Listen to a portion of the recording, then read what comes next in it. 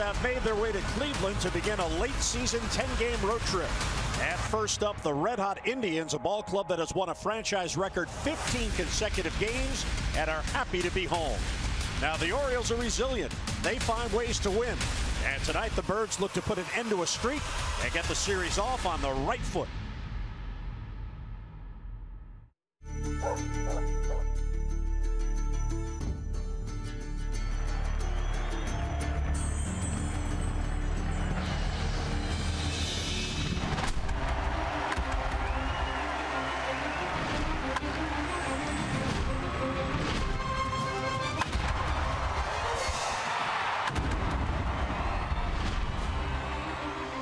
It's the Orioles on Masson along the shores of Lake Erie. It's the Orioles and the Cleveland Indians tonight, the opener in this three-game weekend series.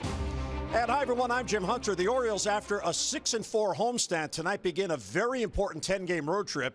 And as they arrive in Cleveland, they will be greeted by the hottest team in the major leagues. The Indians are on a franchise record 15-game winning streak, and they are getting it done in every way. They have the best pitching in baseball. They have near the best hitting in baseball, and they are finding ways to win. How about these numbers during this 15-game hitting streak?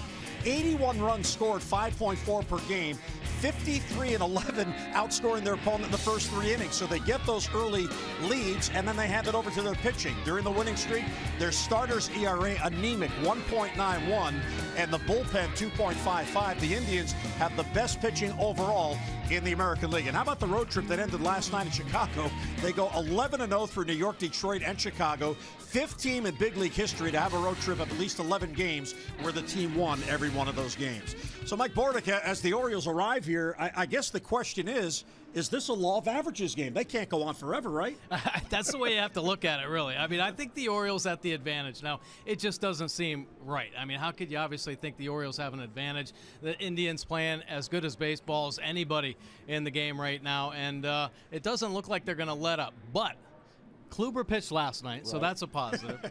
Ramirez is out of the lineup. He's got a banged-up wrist. And Kipnis is on the DL. Brantley, their center fielder, on the DL. So there are a couple pieces missing. Miller out of the bullpen, not there as well. So, but they continue to win. The guys, the young guys they've called up have stepped up for sure. But Encarnacion, Lindor, these guys leading the way for sure. I mean, Encarnacion's been a huge boost for this offense. Lindor, one of the best players in the game today. And, of course, Ramirez, having another all-star year, has stepped up and carried this offense. Santana coming off the DL and having a better second half, I think, has been a big lift for this offense as well. But you can't get by the pitching.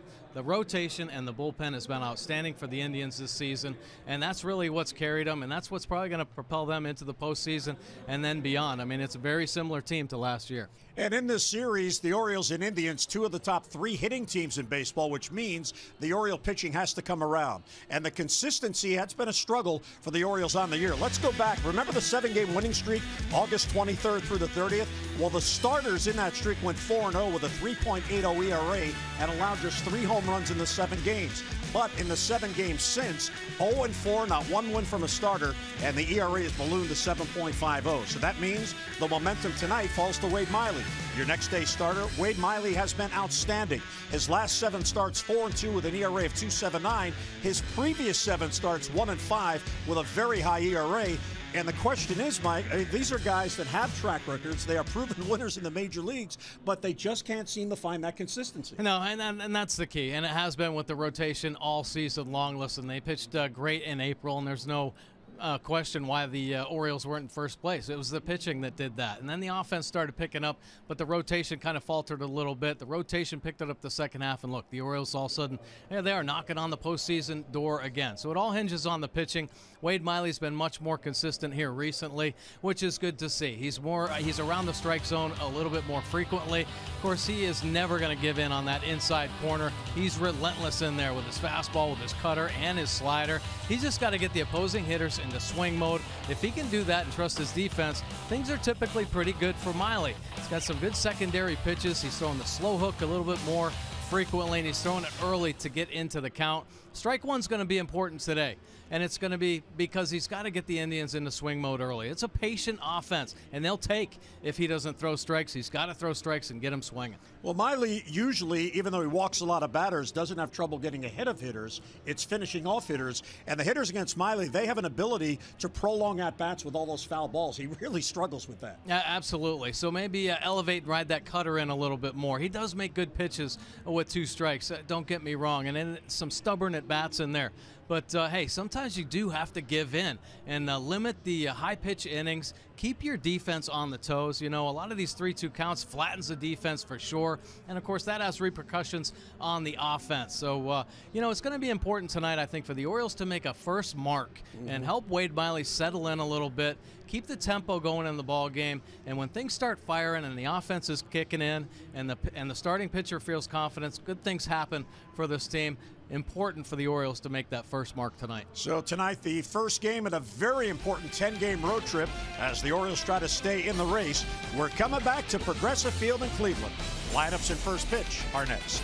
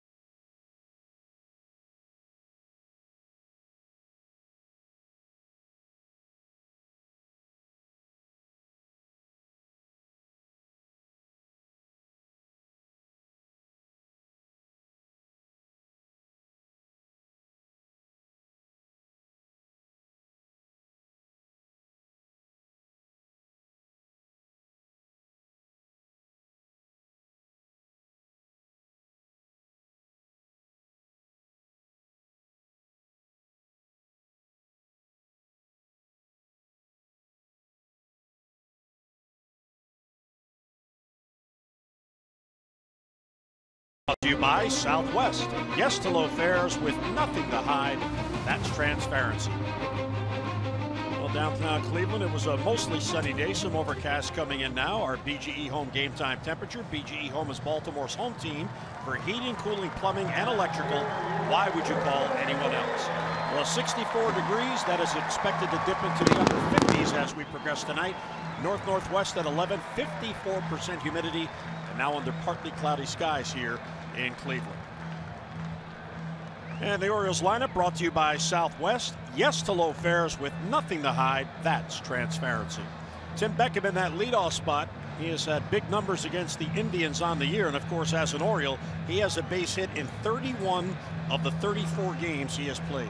Machado, Scope, and Jones with Mancini in left, and Davis, Trumbo, Smith, and Caleb Joseph catching and batting ninth. Let's take a look at Mike Clevenger's pitch arsenal. He's got them all, but the slider, the big-time punch-out pitch, especially for the righties he's going to face in this lineup.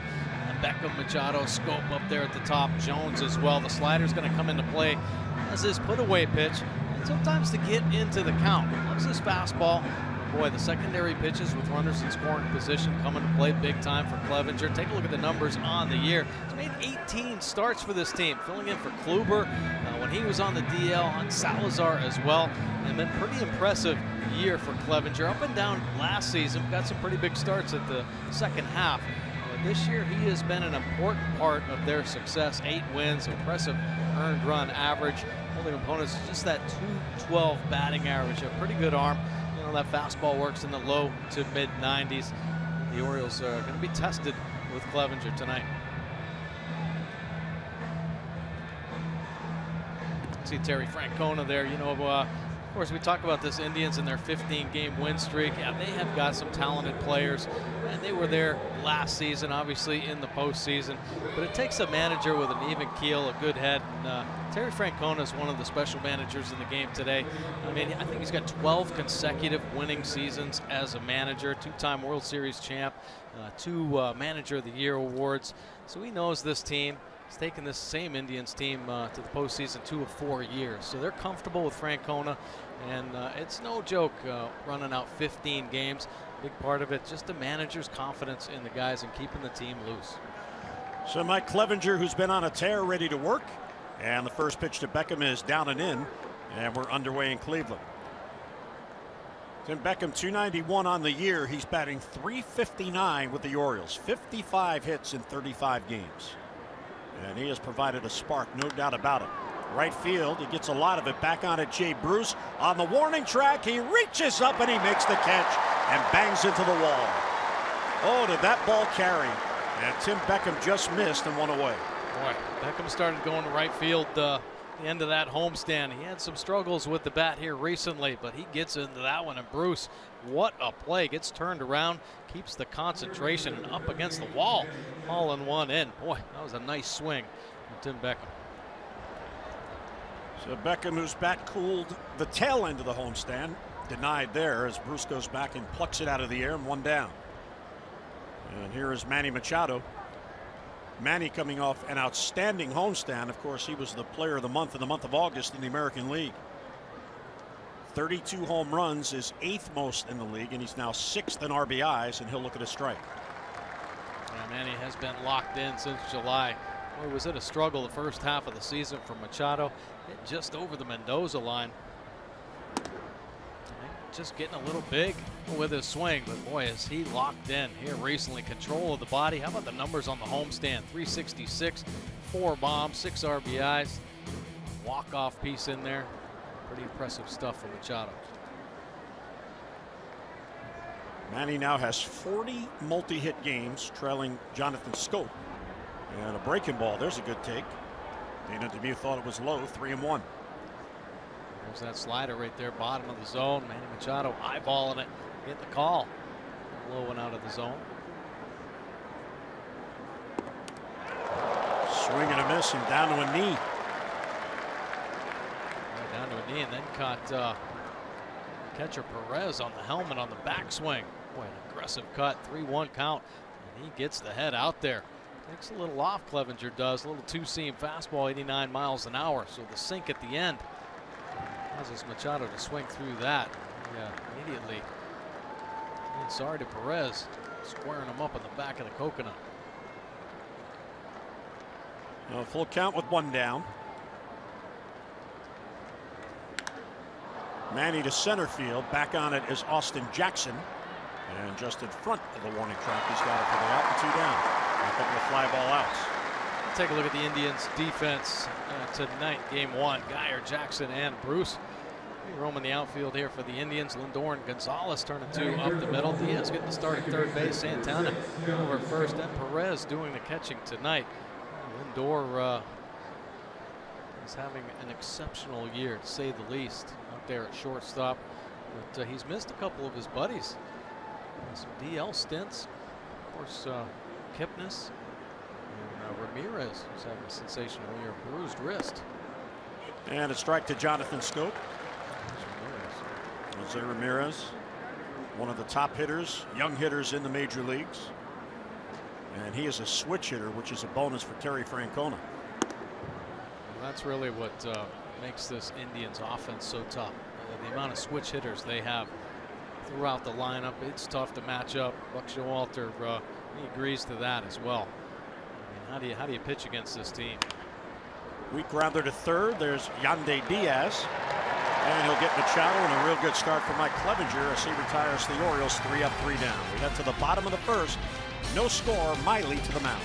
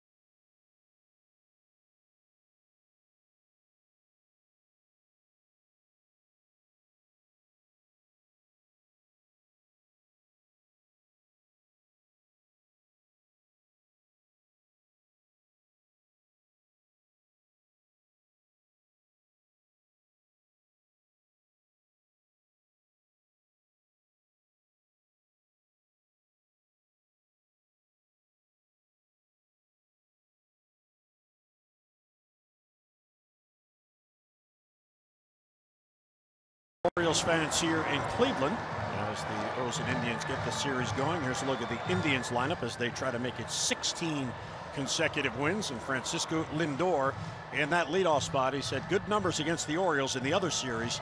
Cleveland took 3 out of 4 in Baltimore. Jackson Diaz Encarnacion with Bruce in the number 5 spot. Santana, Gaia, Perez, and Gonzalez. And let's take a look at Wade Miley's pitch arsenal this season. The curveball has come into play the second half. Big reason for Miley's success. Starting hitters off with it, stealing some early strikes to get into the count. He's finishing it off, burying it in the dirt for some swing and misses as well. If he gets to that pitch early in this ball game, getting ahead of the Indians' offense has been working on all cylinders here recently. And he misses low to Lindor, who was a very patient hitter. 270 batting average. He is 8th in the league in base hits with 153. One of 2 switch hitters in the lineup. Now this is a challenge for Wade Miley. Lindor and the Indians, they are 3rd in the league in batting, just behind the Orioles in team batting. But they're very patient and they like to work the count. And there's a borderline called strike, 2-1. And as we mentioned in our open with Miley, he tends to get deep in counts. Exactly, and that's why Miley's got to get this team into swing mode early. Show that he's going to be aggressive in the strike zone. Get them swinging the bat. Use the defense behind him. And there's a leadoff walk. So Miley, who leads the American League in walks, that's his 82nd. And he puts a stolen base threat on leading off here in the first. And take a look at the Oriole defense. Mancini, Jones, and Smith roaming the outfield. Here, progressive field. Beckham and Scopey turning 2 up the middle. Machado and Davis on the corners, and Caleb Joseph getting the start behind the plate tonight. And here's the veteran Austin Jackson. He's found a home in Cleveland, which he has benefited greatly from Michael Brantley's injuries. And the good-looking rookie Bradley Zimmer is not starting tonight. He's a left-handed batter, so Terry Francona going with a few extra righties against Wade Miley. There's Zimmer on the bench. There's a double play ball. Scope boots it, gets it to Beckham for the force.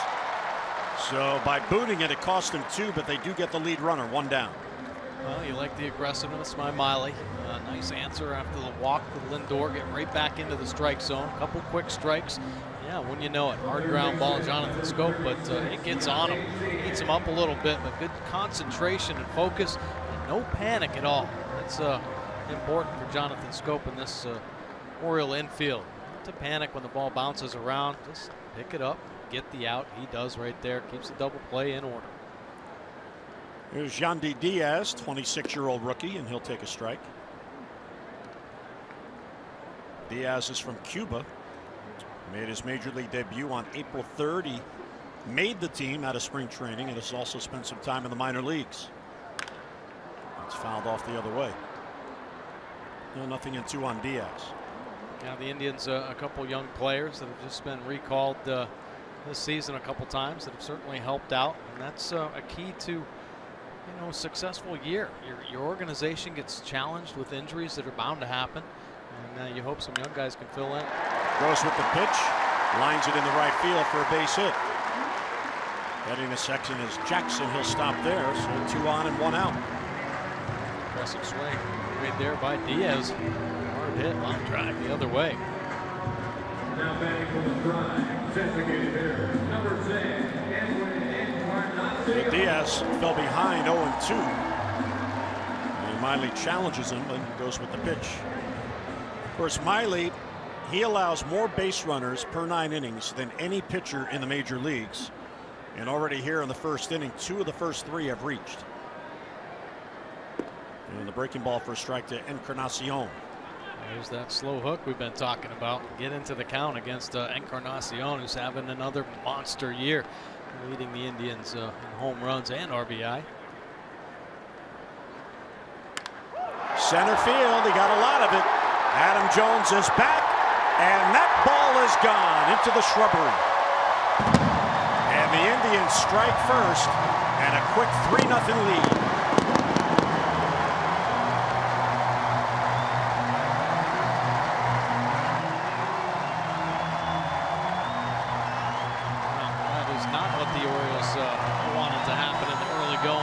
Bring the crowd right into it. Of course, energized about this Indians winning streak. Look at the Mercedes pitch cast here. The cutter that Encarnacion was looking for. Boy, that front hip was cheating a little bit, and he cleared it early to get the bat head to it and drive it straight away center field. Boy, Encarnacion has been a problem against the Orioles throughout his career. He was a long time with the Blue Jays. More to helping the Indians now. His 34th home run. So the failure to turn 2 has cost the Orioles a run. Of course, Diaz singled ahead of Encarnacion. And Jay Bruce fouls it back. Bruce, the only left-handed batter in the lineup tonight. They got him from the Mets.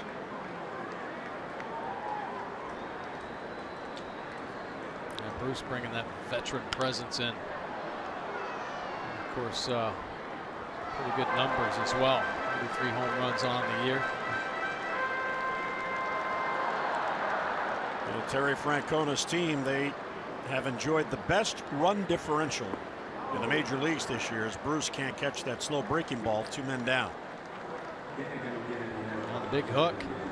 Now, one thing Wade Miley has not had a problem with is controlling lefties this season. Nice breaking ball there to get Bruce. Nice finish. Down in the dirt. Yeah, the lefties just 205 against him. Just 18 base hits. There's Carlos Santana, the veteran switch hitter. Came up as a catcher, now the everyday first baseman. And he'll take a strike. He wears those high socks, which I guess makes him think he's going to get more calls. Yeah, he pulls the pants up over the knees and not down below them. Blouses him up above. That's a different look. A little bit low. 2-1 the count on Santana. The home run allowed by Miley, the 21st on the year. And during this stretch, in his last 7 starts, he had a total of only 3 home runs, but Encarnacion got him. And there's another walk.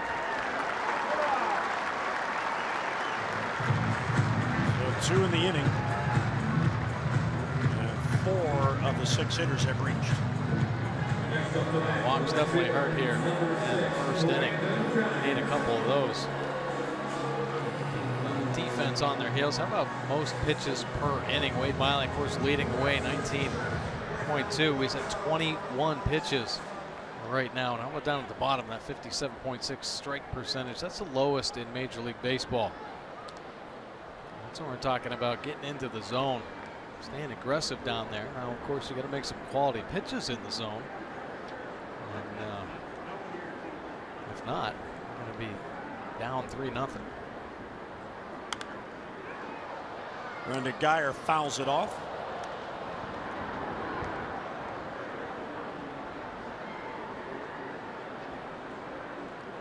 Well, Miley, a tough first inning here.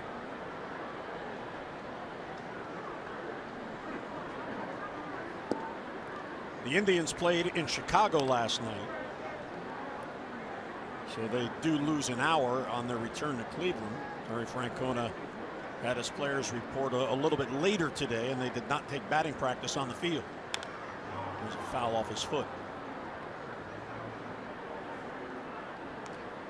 He's trying to keep his team as fresh as possible. Having to overcome a lot of injuries. Being careful here now. A commanding lead, obviously, in the Central. Working this big, impressive win streak right now, but you got to start thinking about potentially the postseason and keeping guys healthy. Trying to keep them as fresh as possible. Nice little block right there by Caleb Joseph. And Santana at first base.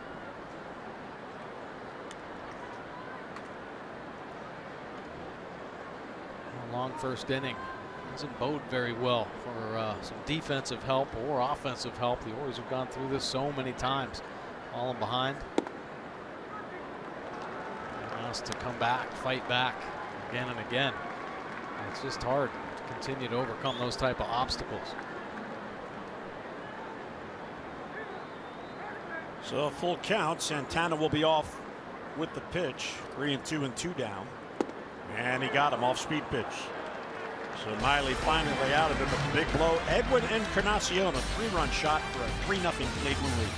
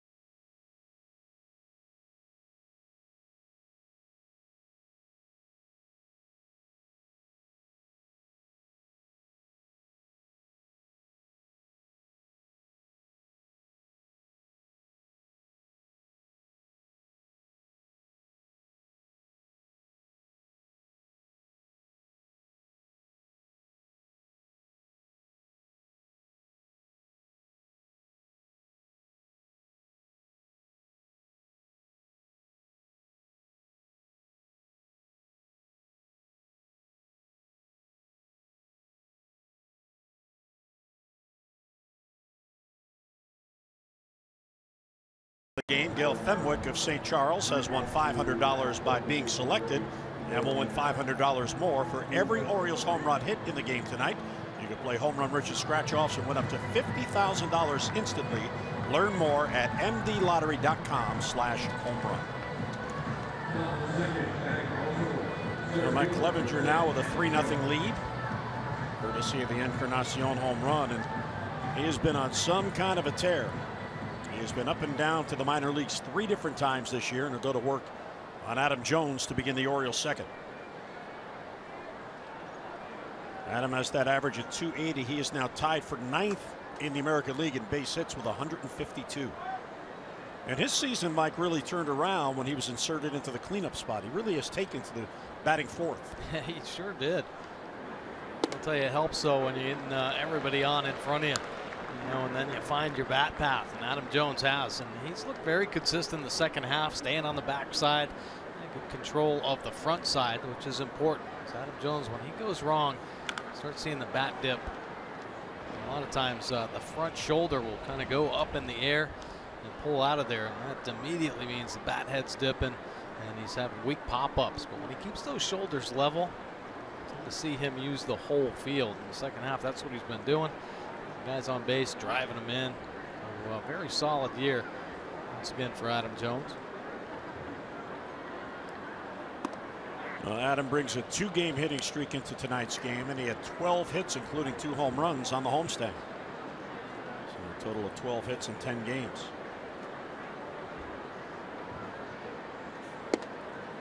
A little bit low. Boy, that's a gutsy take. Yeah, good heater right there from Clevenger. 94 miles an hour. Better fastballs here in the early going are down at the bottom of the strike zone. Getting the call.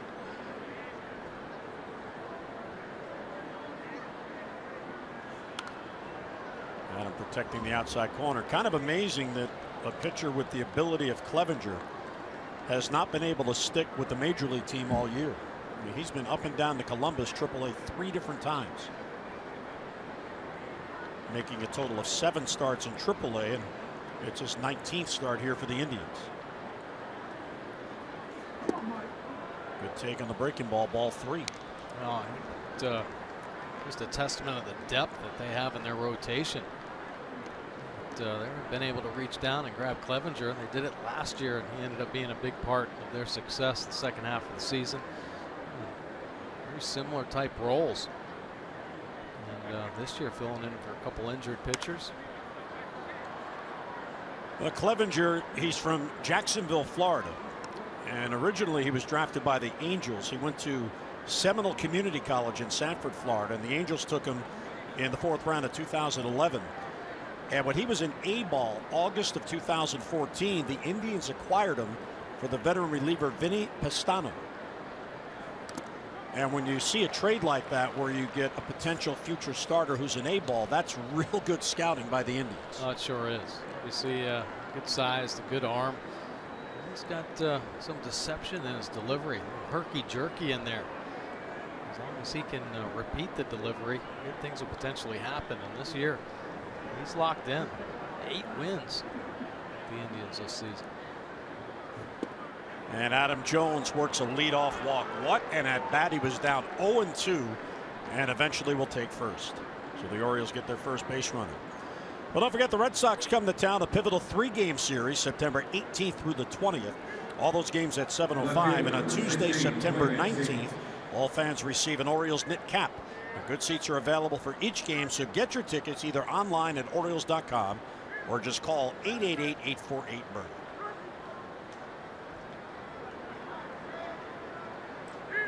Trey Mancini now with Jones on.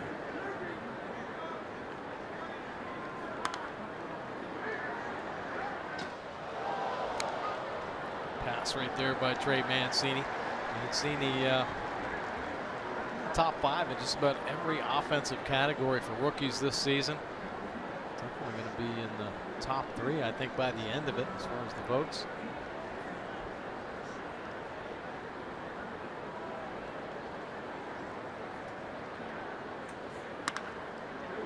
Third, Diaz second out there. Gonzalez back to first. There's a double play. So the leadoff walk quickly erased and 2 down. The doctor ordered right there. Driving that little 2-seam fastball down and in. Mancini hitting it hard right at the third baseman Diaz. There's a little breaking ball that he got on top of. And the Indians defense cleaning things up. Their defense has been solid this year. One of the tops in the American League.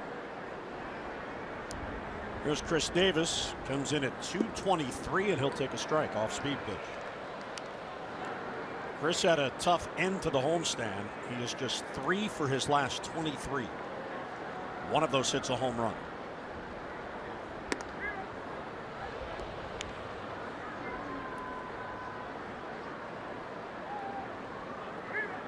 Clevenger, his 3rd career start against the Orioles.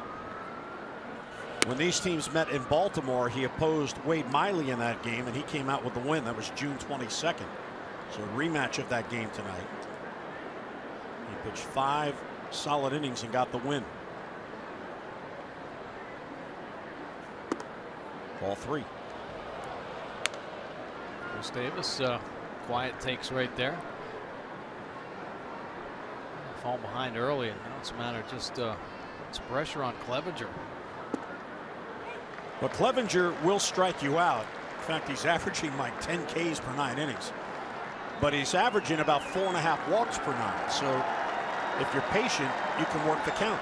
And there's a walk. So 2 walks in the inning, whereas Clevenger was helped out by the double play ball. There you go. Take a look at the numbers here. Opponent average by pitch type. Pretty impressive. He's just over on the opponent batting average on the year. But how about the numbers on the pitches? The slider just 115. Curveball only 209. Good changeup. Primarily uses that against the lefties at 210. And the fastball, he uses up over 50% of the time. 259. So pretty respectable numbers there for Clevenger. And Mark Trumbo a chance with a man on. Real good off-speed pitch, 0-1. Slider to get into the count. 81 miles an hour. Trumbo looking dead red all the way, pulling off that. Clevenger has been just devastating against right-handed batters.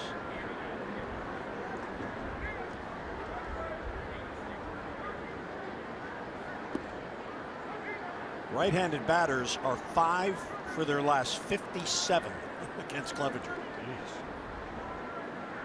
That's an 0.88 batting average.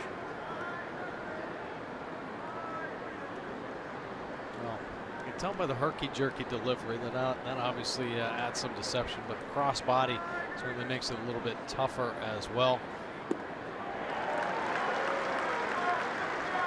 And of course, some quality pitches to go on top of that. Take a look at Clevenger's delivery. A little bit smoother with a runner on, pitching out of the stretch.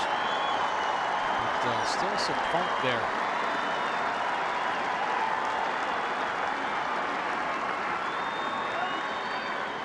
And 1 and 2 on Trumbo. Davis at first, 2 down. Bouncer to first. Santana off the bag. He'll make a U-turn and get Trumbo for the out. So a couple of walks, 1 left. Mid-second, Miley back to work, trailing by 3.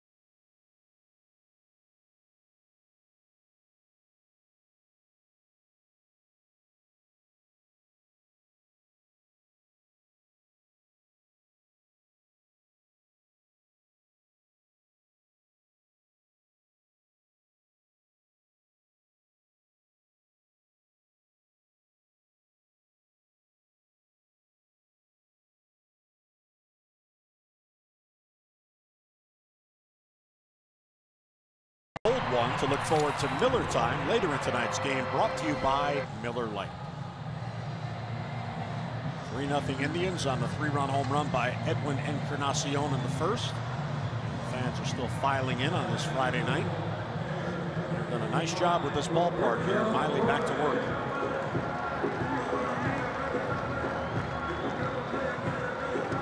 Seven pitches to get through 7 batters in that first inning. Roberto Perez will lead off, then Eric Gonzalez, and back to Lindor.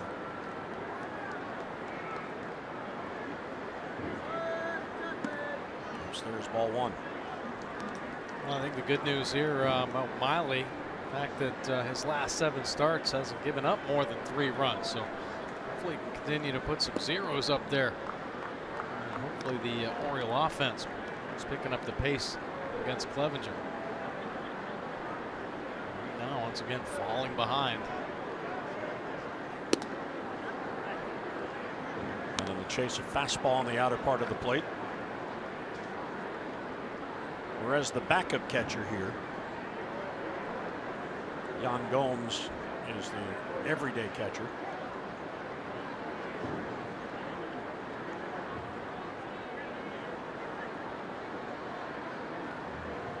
There's Yan Gomes on the bench. Born in Brazil. Yeah, he's having another solid year. Tops in the business, throwing out runners, base runners.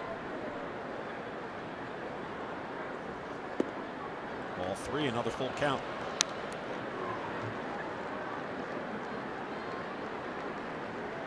Miley walked 2 in the first. He also allowed a couple of hits, including the Encarnacion home run. Popped them up. Near the mound, Caleb, as it curls back to him, he has it for the out and 1 down. So Miley gets his man. Now, the Orioles are proud to once again host the Longevity Foundation's Breathe Deep Baltimore. It's a 5K walk to raise funds and awareness for lung cancer in memory of the O's late public relations director, Monica Pence Barlow. Now, the event will take place at Oriole Park Saturday, September 16th. Now, to register or to get more information, Orioles.com/longevity. And that is always a real nice event, very well done. You will enjoy yourself.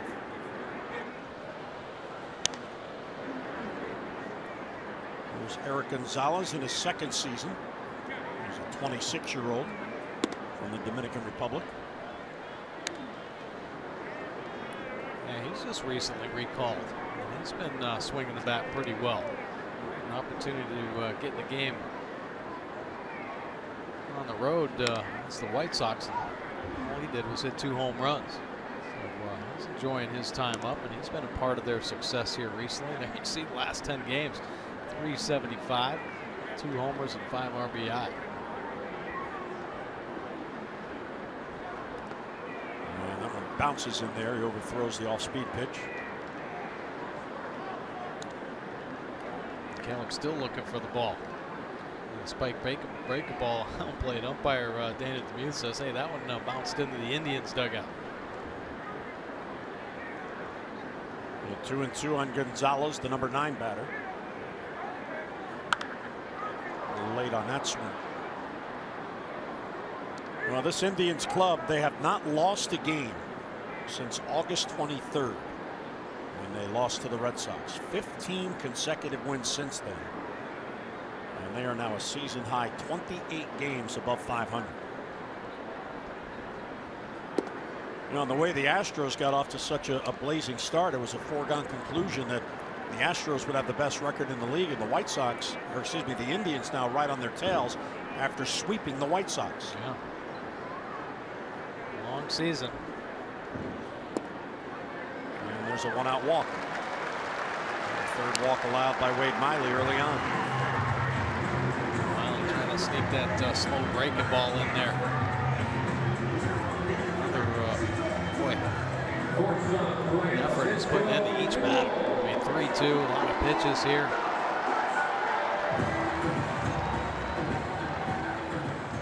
Here's Lindor, who walked his first at bat.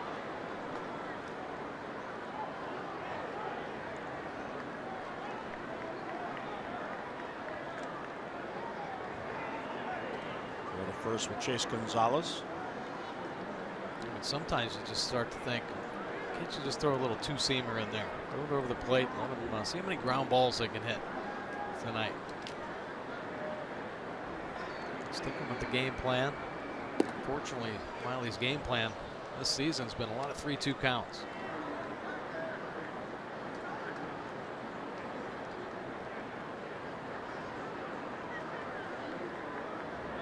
An 0-1 on Lindor. And it's outside. Let's get a look at our Coons.com league leaders. When you're talking cars, you're talking Coons. Well, the extra base hits leaders, and there's Lindor, who bats leadoff, 5th most in the American League, versus a teammate, Jose Ramirez, leading everybody with 78.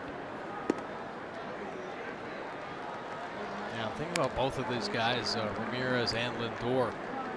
They're not. I mean, they're both switch hitters, and there really isn't a weakness on either side. Production and the ability to switch them up, obviously, throughout the ball game. Rounded to short. Beckham, scope, back to first for a double play, and that ends the inning. So Miley, after the one-out walk, does get that ground ball that Mike Bordick was looking for. The 6-4-3 ends the second.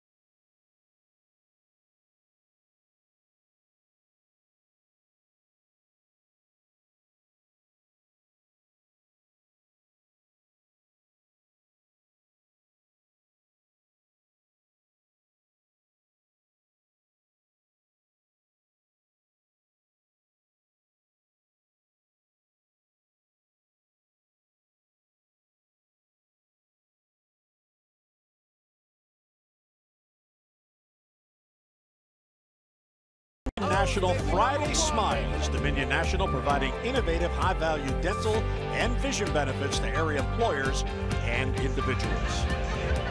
Yes, we always seek out the Oriole fans on the road. We're in Cleveland, Ohio. The Orioles arrived early last evening after the day game against the Yankees. And the Indians arrived much later after a night game in Chicago. And I see the support, though. Orioles need a little help, obviously, on the road. And this is arguably the most important road trip of the season. Oh, no doubt about it. And now 2 above 500 as Seth Smith leads off. It's been a very puzzling time for the Orioles. They had the 7-game winning streak, which got them back into contention. And then the Blue Jays, Buck and the Birds hosted the Blue Jays beginning last Thursday night. And the Jays won that first game. That snapped the Orioles' winning streak at 7. And Mike, with that loss, they've alternated losses and wins ever since that game against Toronto. They've gone loss, win, loss, win, loss, win, loss. So they're due for a win tonight to keep that pattern going. Yeah, they are. And we talked about the inconsistencies in the open. A lot of that stemming from, the rotation, falling behind a little bit early. You see Seth Smith hold up on the high fastball. Can't do it there. And he's late on the fastball. So the first strikeout for Clevenger, 1 down. Had him check for strike 2 at the top of the zone. Climbs the ladder. Kind of like the first one. Let's try it again. Well executed. Smith can't get on top of the 93-mile-an-hour fastball. Take a look. Here's what it looks like. Looked like a beach ball to Smith. It didn't look like a beach ball coming in there. Strike 1 to Caleb Joseph in the number 9 spot. For Caleb, suddenly a rare start. It's only his 3rd start in the Orioles' last 12 games. Boy, tough to break in, though, with Castillo swinging the bat the way he has been. Yep. Breaking ball low. Castillo already 3 home runs in the month of September.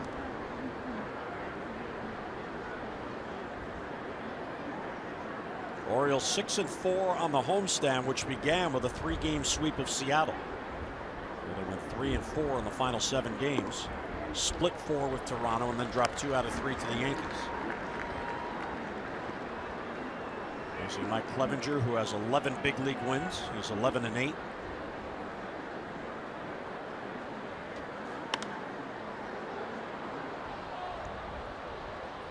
He's aggressive tonight. He's in attack mode with his fastball and his off-speed stuff.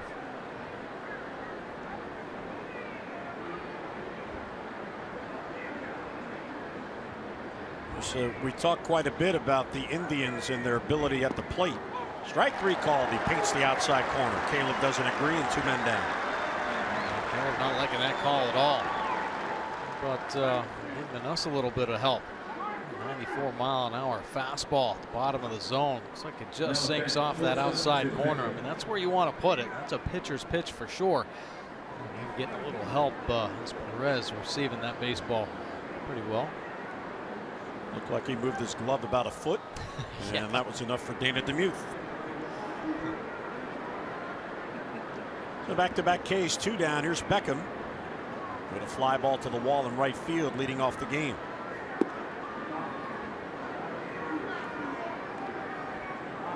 Yeah, it was a real nice swing in that first at bat. Target that way again. And Clevenger's favorite side of the plate, that outside corner to the righties. Tries to fill up the outer third with fastball and then play that slider off that. That was a good step out there by Beckham. He sees that Clevenger's in a groove and looked as if he felt like he was being quick pitched, so he requested time. Absolutely. Clevenger just wants to rock and roll right now. Aggressive in the strike zone, getting some calls here.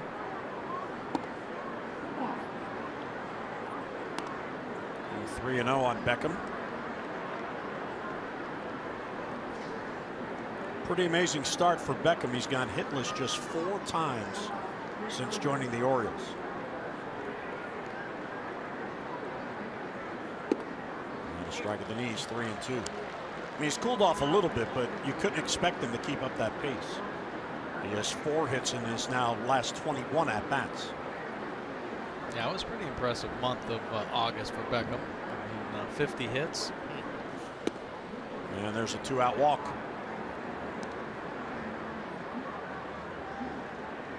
So the O's get a 2-out base runner. Well, fans, the push for the postseason is on, and you have the chance to earn 2017 postseason ticket priority by placing a deposit on a 2018 season plan. If you're not already a season plan member, visit Orioles.com/postseason.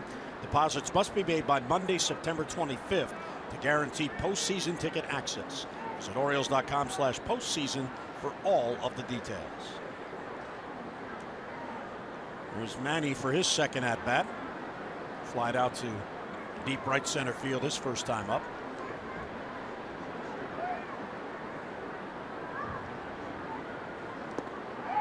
Real good off speed pitch. Orioles now have had 3 base runners, all by walk.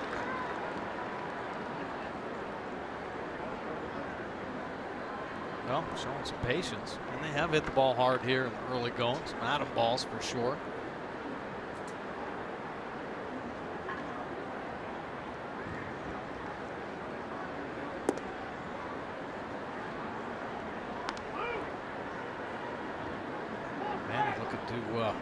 Some 2-out lightning up there.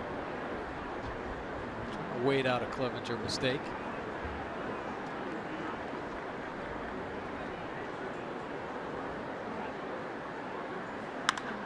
Right center field. That ball is trouble for Bruce. He gets there to cut it off. Beckham will go to third. And Manny is on with the Orioles' first hit. So a 2-out rally here. A walk, now a single. And that gets the tying run to the plate. Nice piece of hitting right there by Manny Machado, staying inside the baseball. That Clevenger fastball riding hard in on the inside corner. He is able to pull the hands through, find the barrel, and drive it to right center. Nice play out there by the veteran outfielder Bruce, taking a deep pursuit angle. If he was a little over aggressive on that, that would have gotten by him and to the wall, and Beckham would have been able to score easy. A little prevent defense there out in right field. Jonathan Scope bounced out to third to end the first inning. He had 3 home runs on the homestand. Well, Jonathan Scope, of course, he has stayed hot all season long. And he had another strong homestand, hitting .318 and knocking 3 out of the yard. How about the 7 stakes on the end? Yeah, he's an MVP candidate for sure.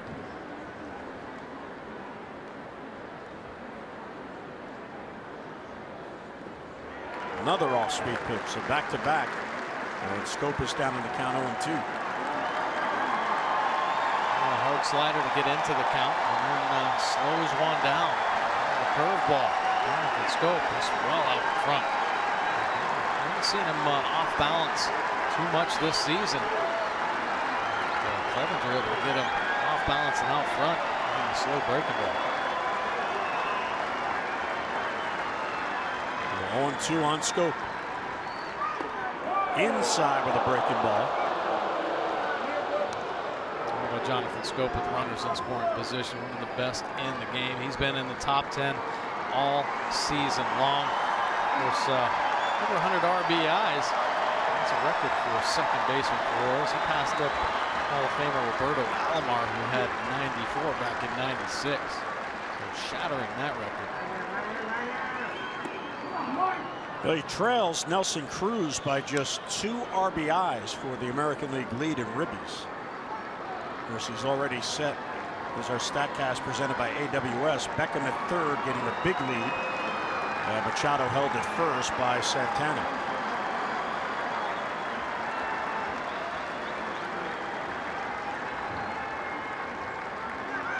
And he got it. Stayed with the off-speed pitch, and Scope goes down on strikes, and that ends the rally. So walk, a single, 2 men left. We head to the bottom of the third. Clevenger's 3rd strikeout ends it for the O's.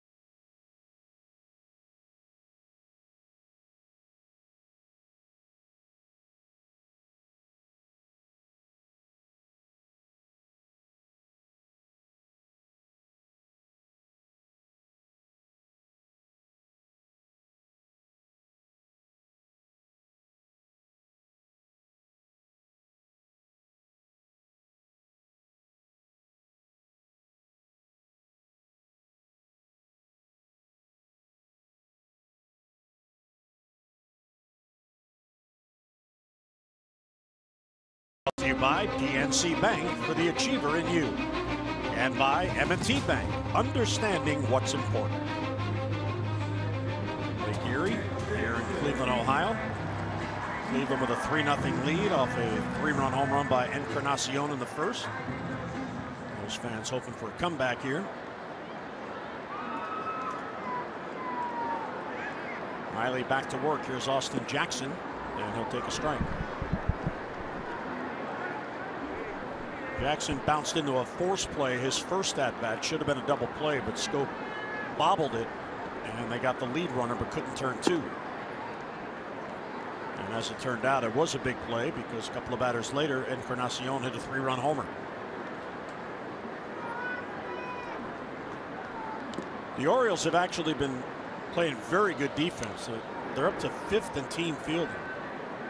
Just 1 error in the last 5 games and just 2 errors in the last 8 games. Yeah, they've been every night it seems like there's a highlight film out here. Manny Machado, Scope. Chris Davis is playing a solid first base again. Tim Beckham's shown some inconsistencies, but he's come up with some big plays as well. So Jackson down on strikes. That is number 3 for Wade Miley. A nice hard slider here from Wade Miley. This is the big pitch. He's burying it down in the dirt, getting ahead. That is the key. J.J. Hardy over there talking with infield coach Bobby Dickerson, just activated today. Buck Showalter going to find a way to utilize his skills here down the stretch. There's Tim Beckham. The way he's swinging the bat, you would expect he'll continue to get the starts at shortstop. But Hardy's a reliable player to have for a late inning defensive replacement. 2-0 on Yandy Diaz, who singled ahead of the Encarnacion home run, his first at bat. There's a bouncer to Beckham. Plays the big hop. And 2 down. Let's get a look at our Heritage Automotive road ahead. Heritage Automotive offering you 20 convenient locations throughout the Baltimore area. Visit us in store or online at heritagedealers.com. Well, day game tomorrow, 1 o'clock. That game national television on Fox, and then a night game on Sunday. That game on national television on ESPN. We're back with you Monday on MASN from Toronto, first of 3 against the Blue Jays. And don't forget, you can listen in to the Orioles radio network for all the games. Joe and Ben McDonald this weekend.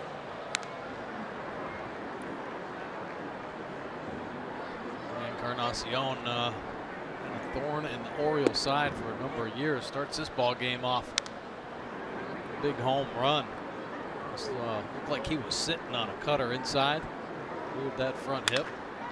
It's a weak ground ball. Manny cuts in front of Tim Beckham. And Encarnacion jogging down to first. Easy play from Machado. And a 3-up, 3-down inning. We head to the 4th. Birds come to bat, down by 3.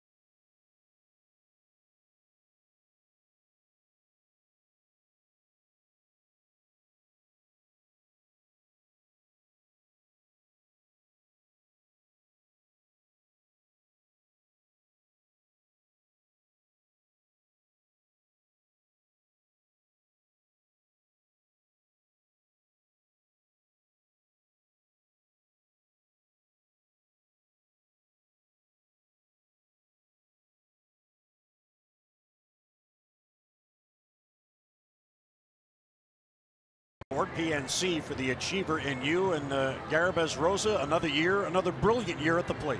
Boy, I'll say. How about the Eastern League most valuable player? Pretty impressive season for Garibez Rosa, and he's been doing it for about 10 years in the Orioles system. 310, 162 hits, 14 home runs, 91 RBI. Led the Eastern League in average hits and those RBI this season, and he can play everywhere. He is a super utility player. He's logged in 1,153 minor league games with the Orioles, and how about 1,148 hits. Signed back in 2007. Rosa, MVP of the Eastern League. And Bowie tonight in the playoffs in the Eastern League, trailing Altoona 3-0 in the 3rd as Adam Jones takes a strike. Lynchburg has a 2-0 lead on Frederick, so the Orioles have 2 of their full season teams in the postseason. There's a bouncer wide of first. Clevenger gets there ahead of Jones. Nice play there by Santana. And one away. Fourth inning of Orioles baseball brought to you by the all-wheel drive RAV4. Toyota, what drives you? Visit buyatoyota.com for great deals. What a beautiful night here in Cleveland.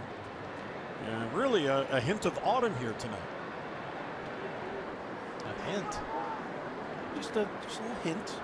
We don't want to get ahead of ourselves. Oh, goodness, I'm freezing up here. I didn't pack enough warm clothes, I'll tell you that. I have 2 jackets, just in case. I went looking for a jacket today. I couldn't even find a store that was open. Well, here's a little hint. You were out in uniform on the field today for early BP. You didn't get a chance to pitch because I'm told Millsy hogged it. Millsy was pitching. When you went back in the clubhouse, just take a jacket out of your locker. I mean, it's there for you. You're in uniform. There you go. I should have grabbed a jacket. You're right. 2-1 of Mancini, who bounced into a double play his first at bat. And there's a base hit up the middle. Well, he is some kind of a hitter, Trey Mancini. Yeah, well, it's impressive his plate coverage. He has a disciplined swing, obviously, to put the numbers he's up. But this is chuck and duck. Look in the dictionary, and that's what you're going to see. Boy, that is a bullet right back through the box. Nice swing by Mancini. Chris Davis walked his first at bat.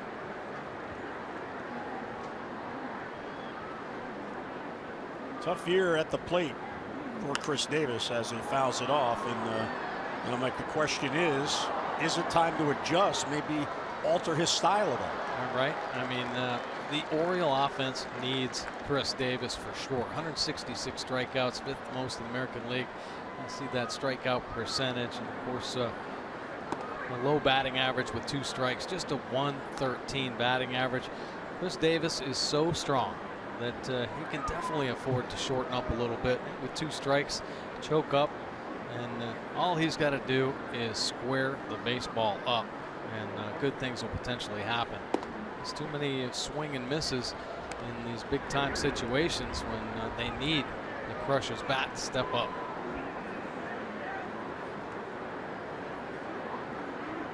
Well, and the big number there you saw at the bottom, the 52 multi-strikeout games, 2 or more Ks, 52 different times. That ball is crushed, but I think he got under it, and he did. Austin Jackson waits, and he has it for the out. Mancini bluffs going to draw a throw and 2 down, so Davis just misses. Oh, he sure did. Just got underneath that one. And that launch angle, the average launch angle for home runs about 27 degrees. I think Davis got that one about 50. That went straight up in the air. It's too much height.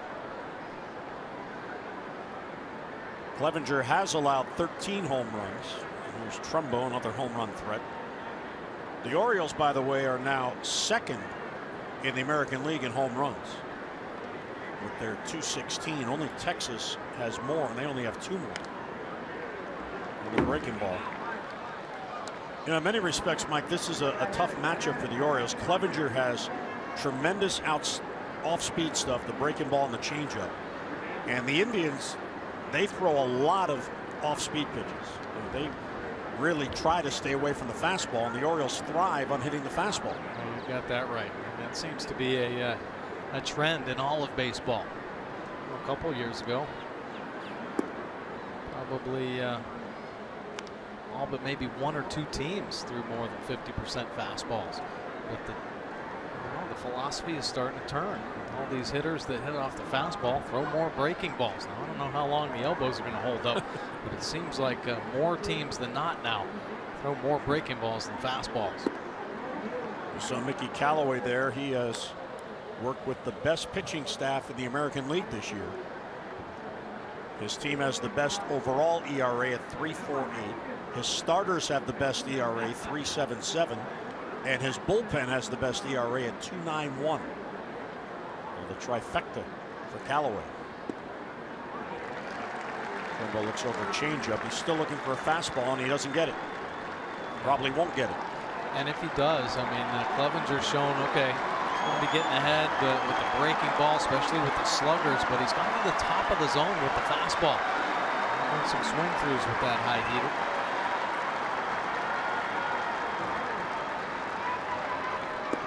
Strike 3 call. Fastball on the corner. Trumbo does not like the call of Dana Demuth. So 1 out single and 1 left. Clevenger now 4 Ks on the night, maintaining a 3-0 lead.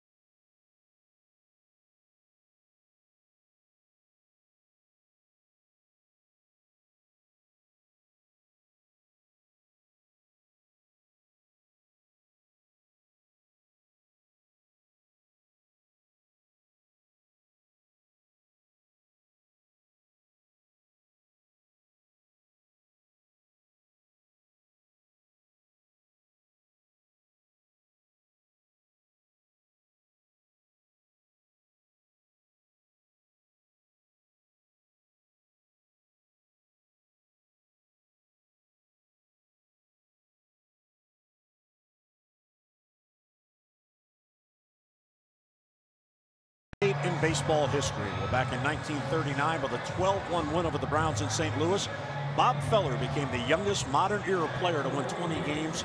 He was 20 years old that season. And in 1965 against the Angels, Bert Campaneris of the A's became the first major leaguer to play all 9 positions in a single game. So Bob Feller, number 19, retired here by the Indians. 6 20-win seasons. He won 266 games, and who knows what would have happened in his career if not for 3 full seasons in the Navy during World War II, and he lost most of a 4th in 1945. Yeah. Man, he had to get a different glove, it looked like. Bob Feller won 266 games. Yeah, pretty impressive. Of course, he's got a statue out behind the stadium. Greatest of all time. Strike to Jay Bruce.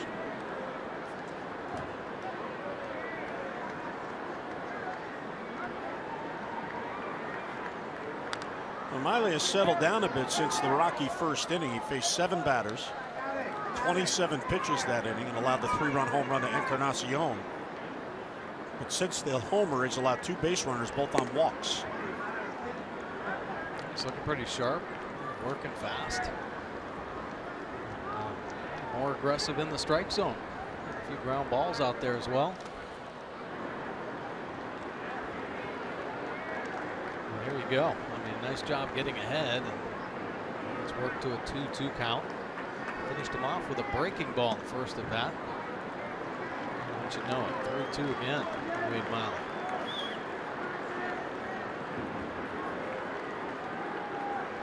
Orioles still don't have a win by a starter in the month of September as Bruce to right field. Smith has a play. The ball does not appear to be carrying that well tonight. And it comes back to Seth Smith for the out and 1 away. Yeah, there have been a couple balls hit that way that kind of ballooned up. Maybe swirling, get pushed back a bit. Bruce looked like he squared that one up. It's an easy first out there for Seth Smith. Here's Carlos Santana. He drew a walk his first at bat.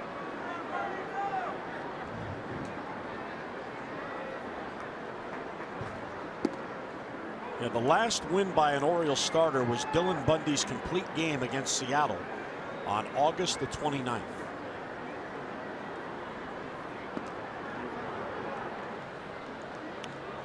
It's too long ago.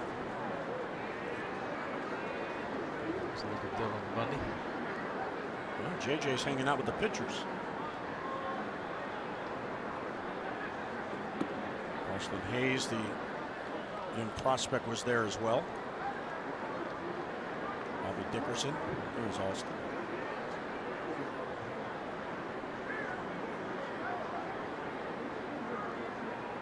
The September call-ups going to be more early work. So Austin Hayes was one of the young bats out here hitting. Against the shift. Well, Santana is so adept at doing that. He took an outside pitch and just slapped it the other way for a one-out single. And a breaking ball at that. So let the ball travel. Not trying to do too much. Trying to pull the Miley breaking ball. It's going to be easy ground ball to shortstop. So everybody pulled over on the left side. Tendencies to pull off Miley.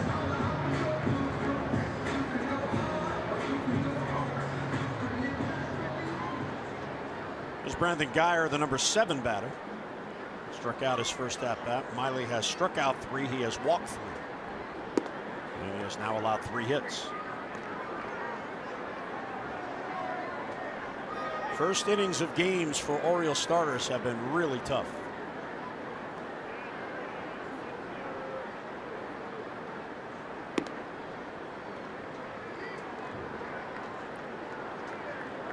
Wade's done a nice job getting some ground balls when he's needed. One double play ball.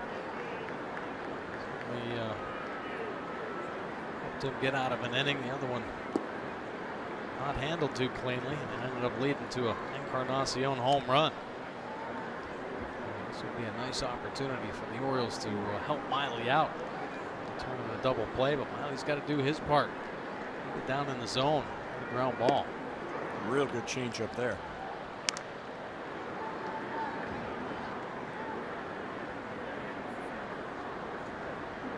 2 strikes now.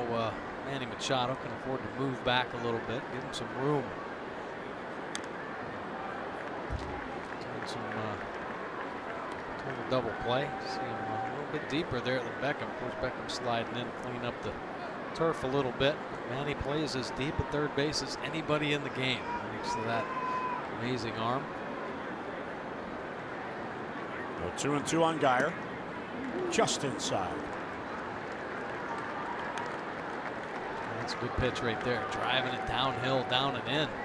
He's not getting the call. Yeah, borderline pitch. See the 6th pitch on the pitch cast there. Go either way.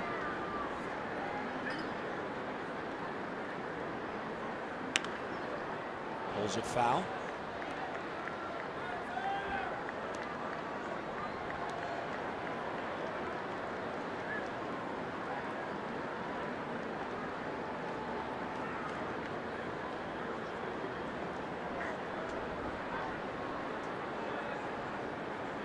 This will be the 8th pitch in this at bat, and the double play ball. Beckham the scope, back to first, and there's a double play. Second double play thrown by Miley, and that erases that 1-out base hit. Now we head to the 5th. Miley has settled down. The 6-4-3 ends the 4th for the Indians.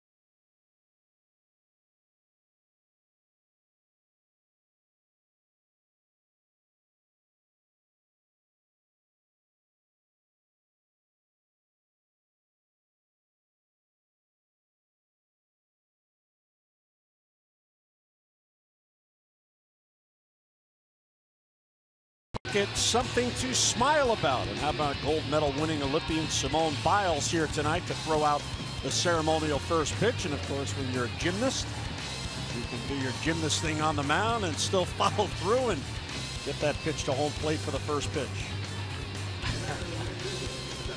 Very nicely done. That was awesome. Yeah, that was a great first pitch. I like the little pirouette and the Ranjete. Excuse me? The Ranjete. Oh, okay. Yeah. Pretty good. I don't know about stepping with the arm you throw with. That kind of threw me for a loop.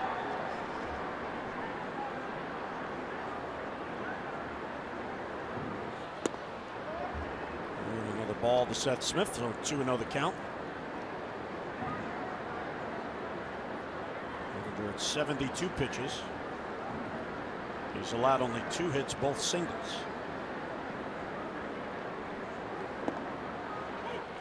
He's been pretty effective here in the early going. Obviously the fastball command, but his secondary pitches have been money. Slowing down the curveball and then playing that little slider off that pitch.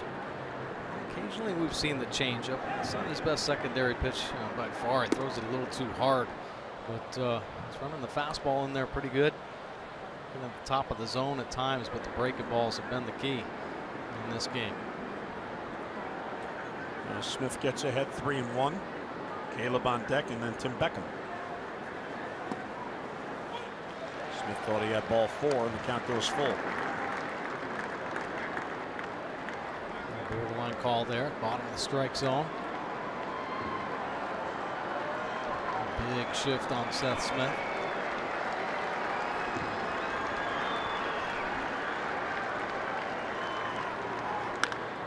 That is pulled foul. Foul ball. It's kind of amazing when you see all of the shifting that goes on, and the Orioles do it as much as any other team defensively. How few hitters, as we get a look at this play, nicely done by Santana, you can't assume that ball's going to be called foul. How few players either bunt against the shift or slap it the other way against the shift, like we saw Santana do in the bottom of the 4th. Yeah, exactly. I mean, they're giving it to you. Yeah, you see Seth Smith's done it 16 times, shot it over to left field. But the strength of major league hitters nowadays, a good fastball on the outside corner there to get Seth Smith a steady diet of heaters throughout that at bat. Keeping Smith guessing. How about this dart? 93 down and away. Smith just a pair of shoes up there watching this one go by. Clevenger feeling it right now.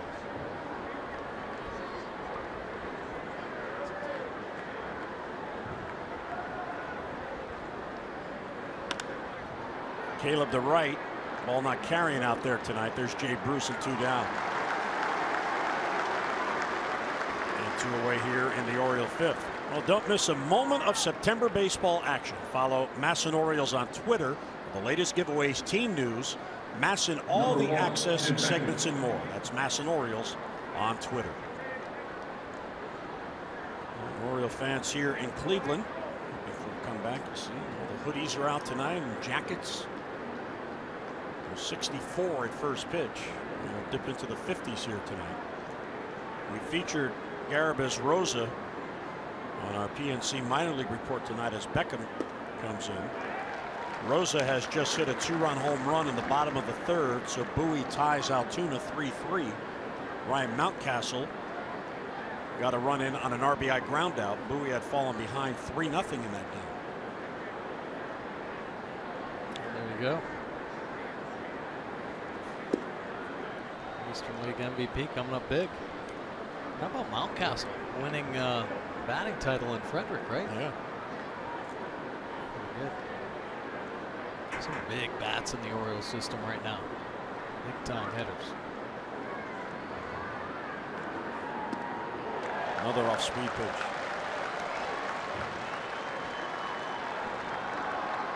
Nasty breaking ball there.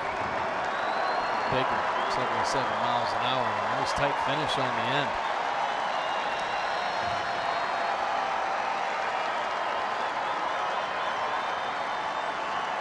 Austin Hayes, of course, earned his way here.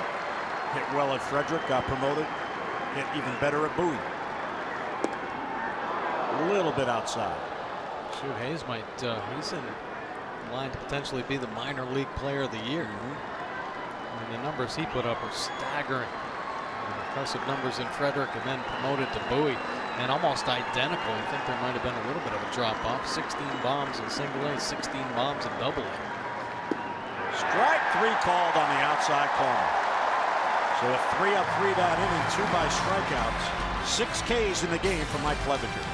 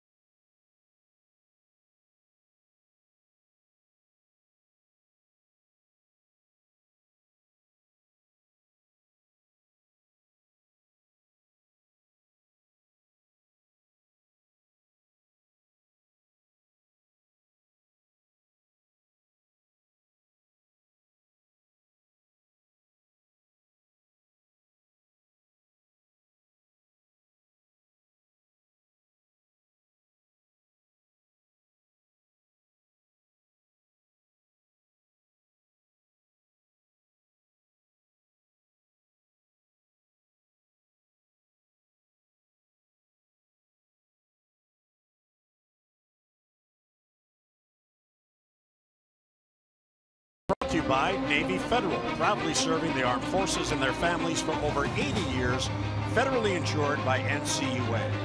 And by American Standard Heating and Air. Go to midatlanticcomfort.com for special offers and to find a dealer near you. Cleveland, Ohio on this Friday night.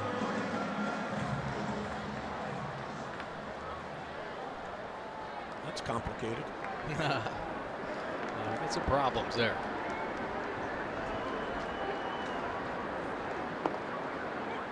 Miley, who was settled in, gets ahead of Roberto Perez. A packed house here, though, at Progressive Field. Just following the Indians in their big streak. Last year they had a 14-game winning streak at the end of June.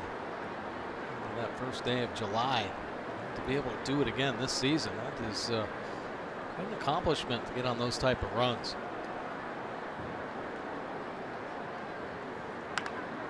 Big ground ball past the mound. Manny charges. And he'll get Perez one away. Another nice play by Machado. Yeah, sure was. Manny showing off the range right there. Of course, we talk about how deep he can play, but he can fill up the left side. Long strides getting out there, and of course he's got that extendo reach, and he's able to pick some hops that some players can't get to. The long limbs, so he reaches out there, gets the nice short hop. A little bit of a bobble on the transfer, but boy, it doesn't take much for that arm to make up for a lost time. Strike 1 to Eric Gonzalez. Miley has allowed only 3 base hits, but one was a 3-run homer.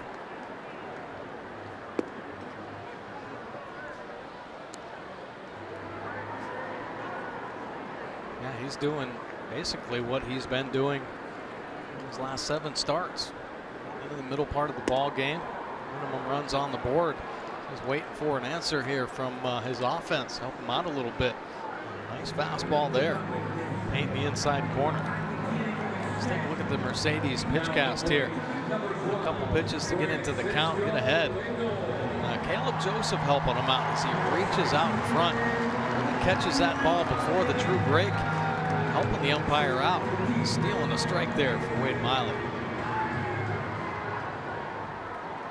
Here's Lindor, who has walked and bounced into a double play.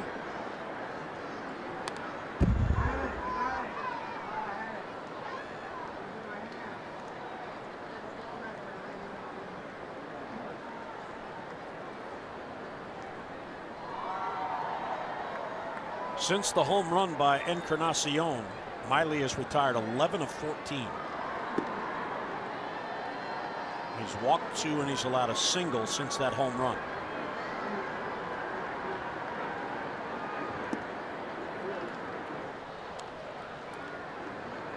Take a look at the first pitch strikes here for both starters in this ball game. Wade Miley, a good percentage there at 73.7. Clevenger 78.9. Both doing a nice job. In the mid-70s, that is the key, obviously, for Wade Miley. And see it's starting to come into play now. The ability to get into head, pitches some weak contact as he's been kind of cruising through. That ball's hit deep to left. That's towards that big wall out there. Mancini placed the count perfectly. Here's the throw to second base. He is safe at second base as he got the foot in with a hustle double. Real nice play there by Mancini. Yeah, nice all the way around. Not a bad pitch. Good piece of hitting by Lindor, driving it deep off that left field wall. But Mancini was out early for batting practice as well. He did not hit, though. What he did is play that left field wall. He learned the angles, how it was bouncing off, and out that play. And that is a beautiful throw on the money. But Lindor with the big speed, the hustle in there for the double. Jonathan Scope keeping the glove on there just in case. He stays on. Take a look at the angle off the wall. It's a quirk out there because it's got an angle to it. So Mancini prepared for it. A beautiful play as it creates a little momentum back towards the target. Nicely done by Boom Boom out in left field. And a high strike to Austin Jackson, so a 2-out runner in scoring position. Jackson reached on a fielder's choice and scored in the first. He's also struck out. Nice block by Caleb. It sure was. Spike breaking ball from Wade Miley. Caleb dropping out of both knees. Just hooding the top of that baseball with the chest. Killing it right there on home plate.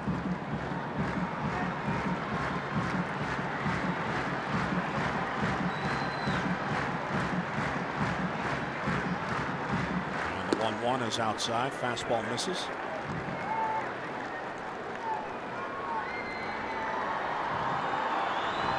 Jackson made that arguably the play of the year out in Fenway Park, taking away a home run, falling into the bullpen. Ground ball is short. Beckham gobbles it up, and Miley works around that 2-out walk. Nicely done by Wade. Double a man left. We head to the 6th. Birds come the back, looking for runs.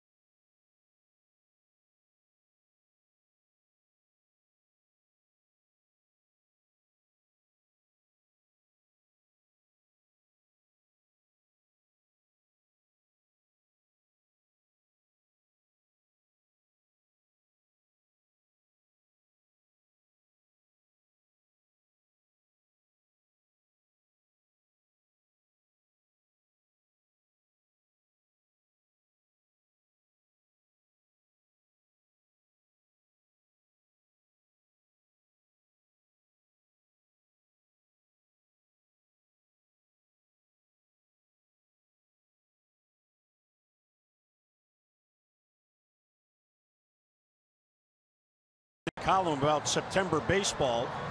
According to Bob, his need is teams should be permitted to call up as many players as they choose in September, but When the lineup cards are exchanged at home plate, you are still limited to 25 players for that particular game. And of course, you can manipulate it kind of like the 10-day DL.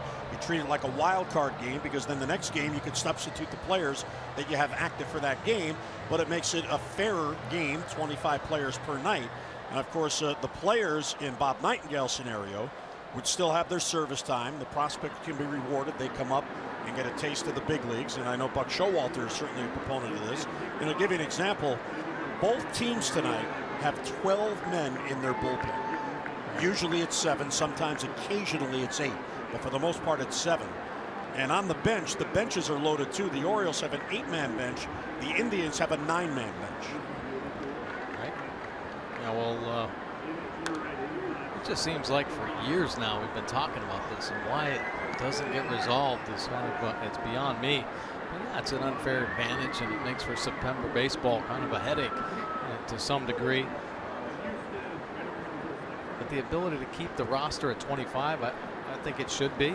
And I think in September, you need to have the ability to rest some of your key players for the stretch drive down the end, keep them as fresh as possible. So yeah, you bring up guys from the minor leagues, but just don't activate them for that night to pick and choose who you can sit down. I have no problem with that. So you have a rotation, 5 starters. You'd activate 1 starter per night, the other 4 not active, because you have the extra relievers. So you still could have the extra bullpen arms.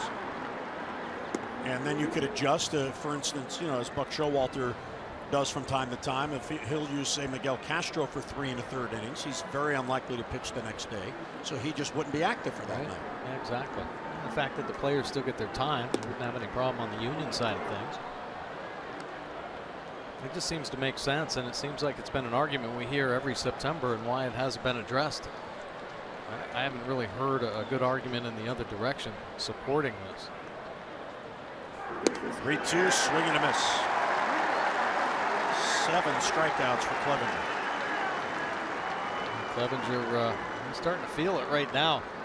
Working down and away from Machado. Machado throughout this at bat.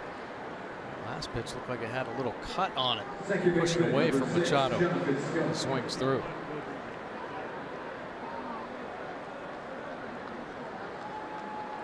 Jonathan Scope is 0 for 2. He has bounced out to third and struck out. He was up representing the tying run in the 3rd inning. 2 men on and 2 down, and he struck out.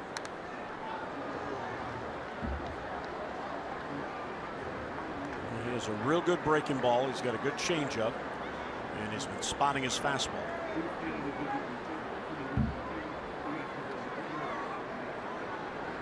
Which makes it tough. All that combination together, and going to be in for a long night. That'll be in the crowd.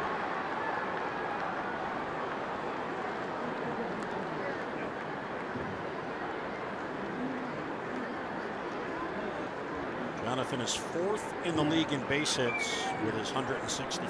7th in batting average, came in at 306. Over but low.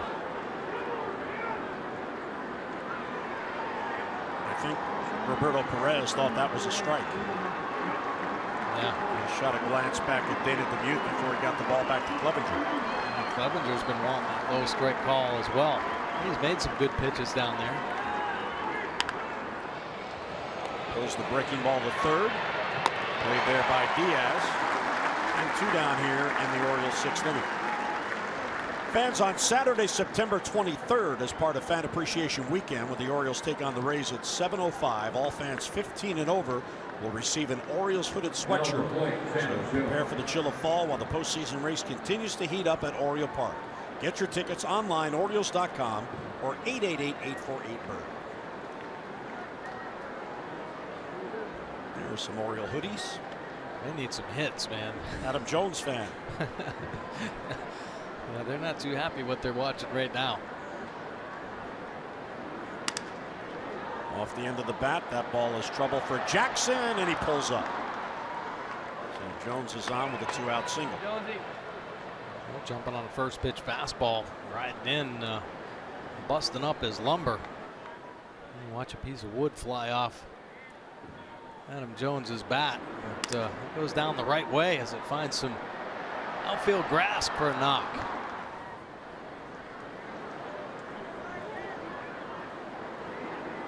Here's Mickey Callaway, the pitching coach, out for a chat.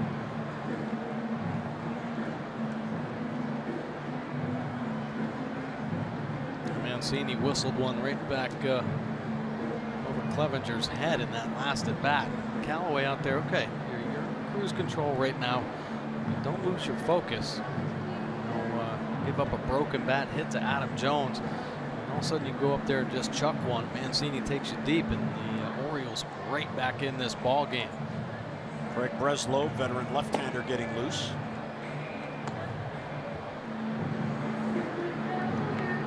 And 2 down in the inning. Callaway out to give Clevenger a breather. 94 pitches now.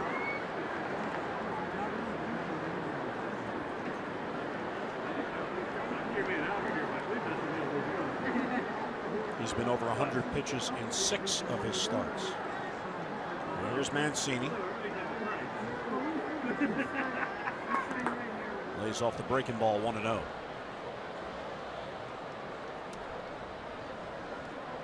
Breakout rookie year for Mancini. Came in batting .338 in his last 16 games.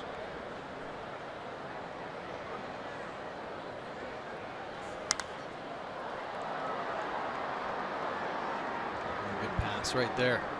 High fastball.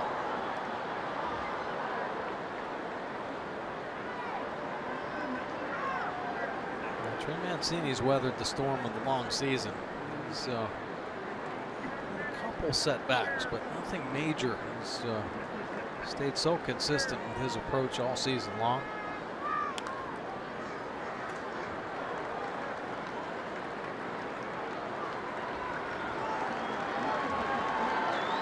He has found a home in left field.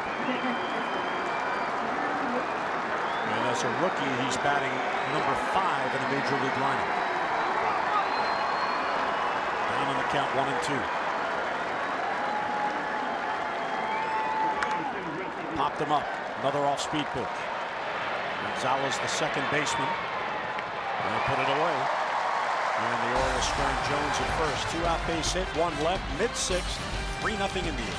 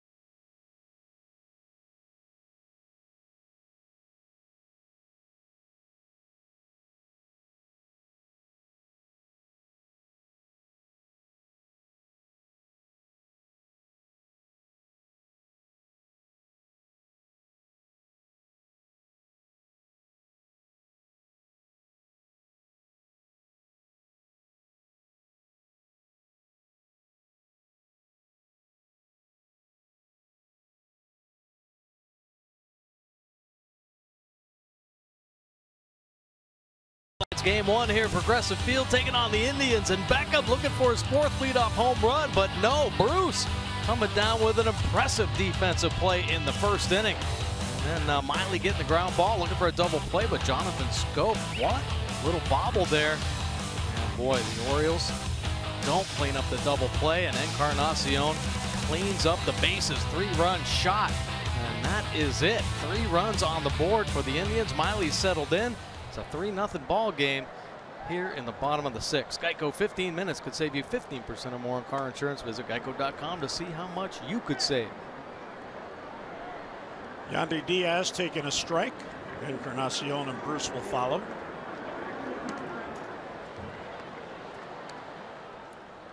Clevenger on the bench between innings. Greeted by his manager, so that looks like that is it. After 98 pitches and 6 scoreless innings. Yeah, that's 3 starts in a row now for Clevenger, going 6 innings and throwing scoreless stuff. So he's been on a nice little roll. And that's past Machado for a base hit. Manny was off the line and heading to second base. Diaz with a leadoff double.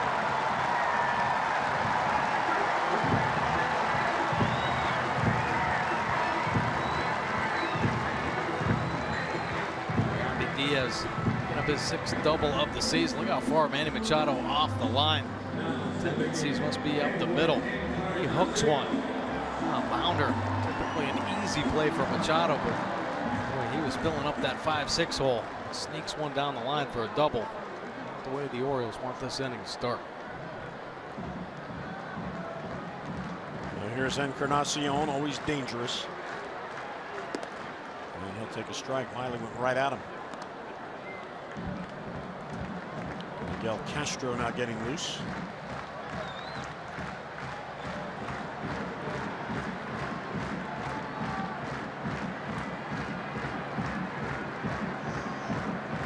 The big moment in this game is Miley, since that home run, has held them down.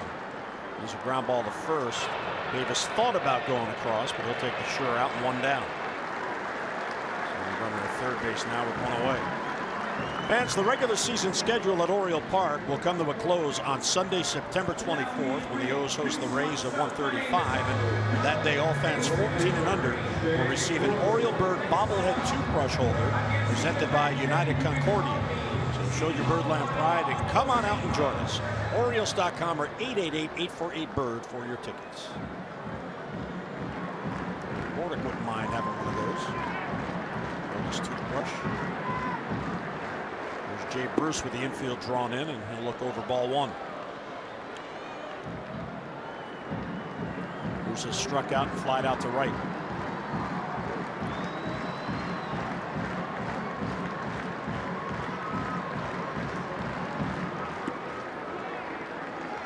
And away for ball 2.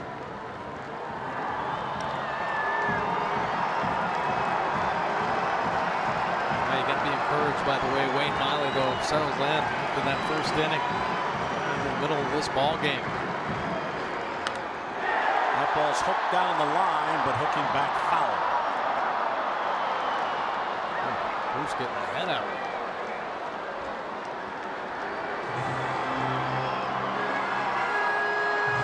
A long, loud strike. Yeah.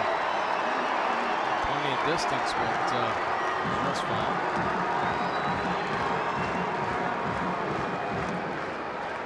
In for ball 3. Bruce does have a career home run against Miley, but overall he's just 1 for 9 against Ray. There's a bouncer to first, off the glove. Stope has it. He holds the runner and flips it back to Davis for the out. What a play by Jonathan Stope. My goodness.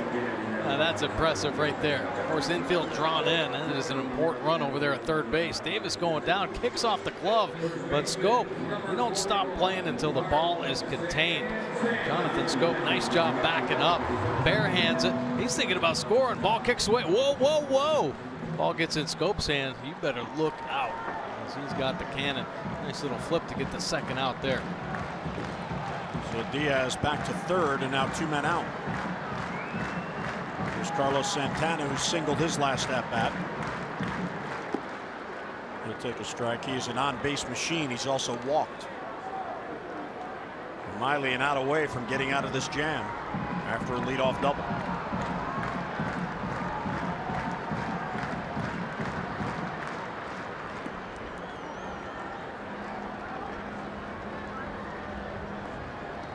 Carlos Santana has always been a patient hitter. He does not mind hitting with 2 strikes. He does not mind working the count full. Lifted down the right field line, a long run for Smith. He's not going to get there, and it's fair. That is a fair ball. I think it bounced in the stands, and that's a ground rule double. So a 2-out base hit as Smith couldn't get to it.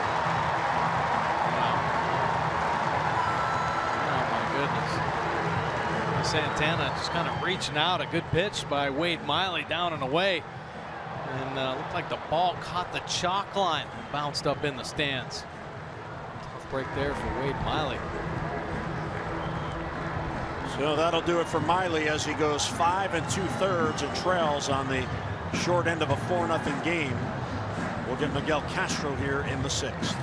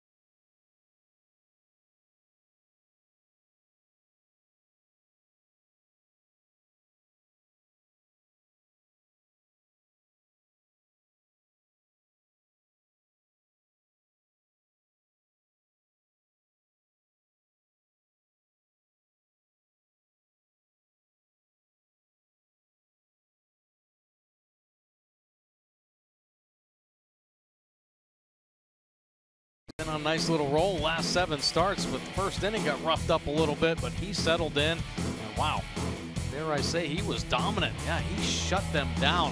This Indians lineup, he was carving up pretty good, driving the ball to the bottom of the strike zone. Take a look at his line here. 5 2/3, only 6 hits on the board. Of course, 3-run home run in the first. 3 of those runs, but 3 walks and 4 punch-outs. Last time the Jiffy Lube pitching change was brought to you by Jiffy Lube. Jiffy Lube stores now do brake services. Stop in and let Jiffy Lube perform a free brake inspection today. Now Miguel Castro coming out of the bullpen. This will be his 34th appearance. He's got 3 wins out of the pen with a very impressive 2.65 earned run average, 29 punch-outs and 54 third innings of work. But how about the opponent batting average? Just 203. The righty's only 190. It's tough staying in on the Castro fastball and slider combination. It's a loose arm, and he's rushing it up there in the mid to high 90s. Well, Lonnie Chisenhall came up as a pinch hitter, and the Orioles walk him intentionally. So Lonnie doesn't see a pitch. He just jogs to first. Came up to bat for Brandon Guyer.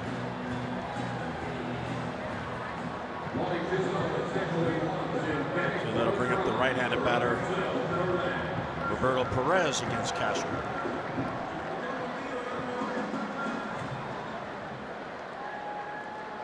Perez popped foul to Caleb right behind the plate and also bounced out to third.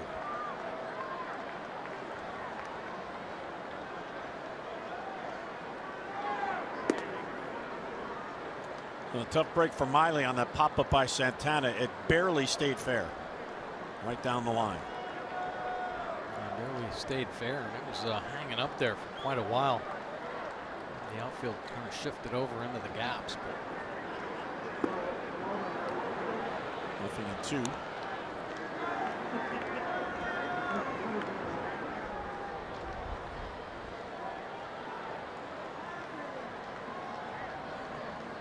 Pretty good numbers in these situations on the year.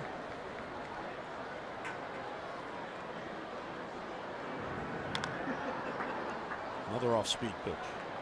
Castro really is buying into that. He throws upper 90s, but he's been using the slider and using the changeup.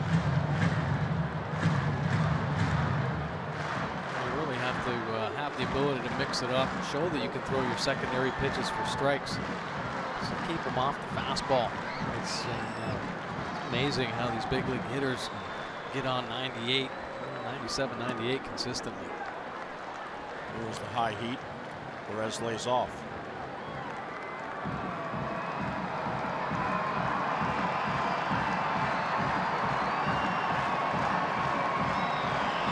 Miguel last worked on Monday, an inning and a third against the Yankees. Battled his command in that game. He walked 3 batters. In fact, he allowed 2 runs without allowing a hit in that appearance. Now, we hadn't seen that inconsistency from Castro that's all summer long. Maybe been a little inconsistent in the early going, but once he started to feel confident, boy, he's been a dominant piece in Oriole pen. Just does get a piece of that off-speed pitch. Well, all he's got to do right now is finish the slider. Every time he goes for that strikeout pitch, he backs it up. Just leaves it a little too soon. Finish it out front and get it down and away. Let's see a different result. He's taking some chances there. As that slider backs up and it stays at the top of the zone.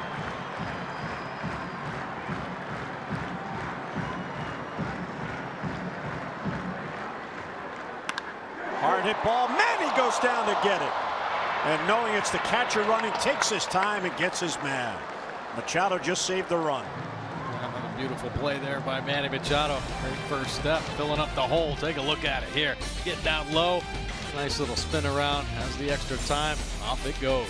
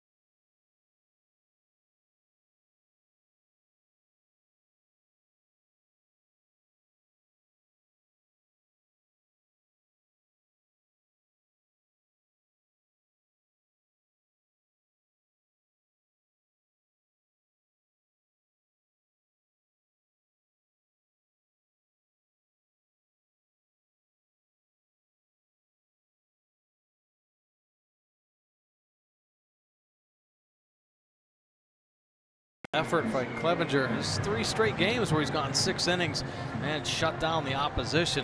You know, holding the Orioles tonight to just the 3 hits, 3 walks and 7 punch-outs. He had pretty good command with his fastball, slider, curveball combination. He's going to give way to Tyler Olson, lefty coming out of the Indians bullpen. Olson, the numbers on the year. This is his 19th game. Nothing on the board there. 244 opponent batting average, hasn't given up a home run. It's a 313, the first batter faced. To bode well for the Orioles. Runner on. Going to work now with Clevenger out of the ball game. And several defensive changes. Chisenhall, who pinch hit for Geyer, stays in the game in left. And there is Zimmer, the rookie, in center field. Bradley Zimmer. And Giovanni Urshela comes off the bench to play third base.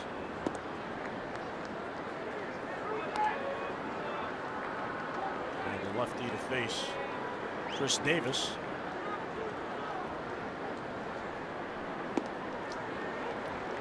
One and one.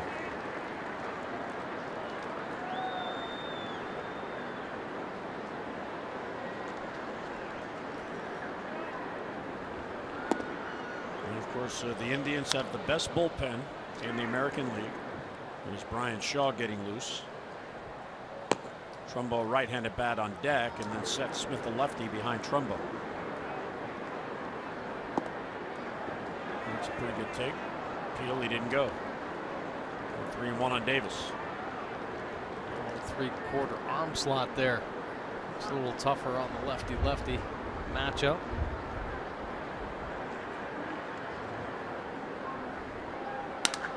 Broken bat liner right to the other side where Urshela, the third baseman, was, and he has it for the out. And one down here in the Orioles' seventh inning. Fans, for every Orioles walk, CareFirst Blue Cross Blue Shield contributes $50 to support the American Diabetes Association. The Orioles have drawn 348 walks for a total of $17,400. CareFirst Blue Cross Blue Shield encourages each of us to take that first step towards a healthier and a more active lifestyle.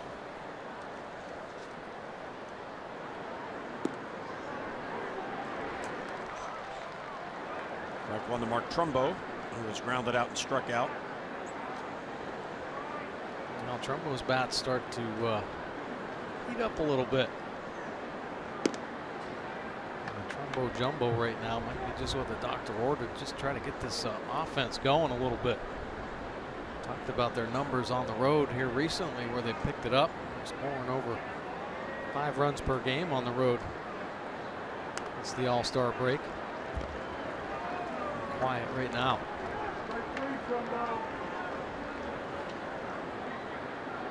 Left night for Adam Jones and the Birds, held to just 3 hits, all singles by Clevenger.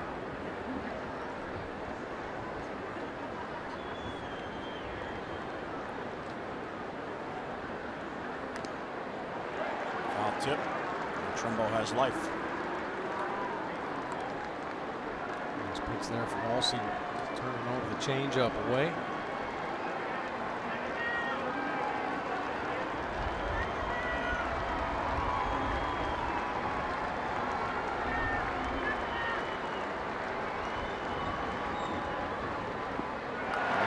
Trumbo, another off-speed pitch. Another changeup, a good arm sell right there. And the circle change. Boy, that's a quick arm on the changeup. Only 83 miles an hour coming out of the hand. You see the circle change grip, and just whips it. Pulls that changeup through the fingertips. And Trumbo thinking it's a fastball.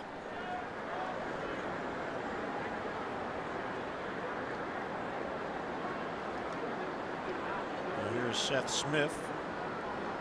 Showalter leaves him in the face of lefty. And he skies it to left field for Chisenhall. Battling the wind, he has it for the out. And a 3-up, 3-down inning. Tyler Olson comes on, retires the side in order.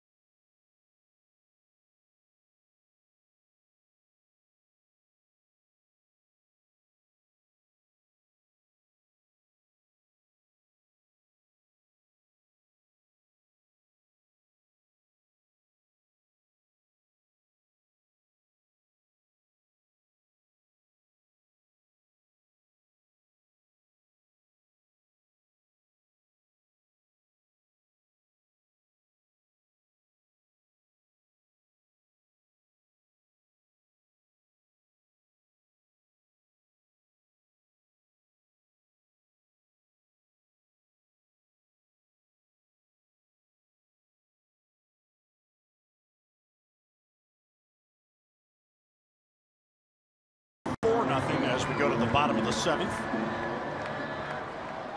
With Miley kept them in the game and removed after a 2-out base hit drove in a run in the 6th. There's a chopper off the bat of Gonzalez. Beckham towards the middle.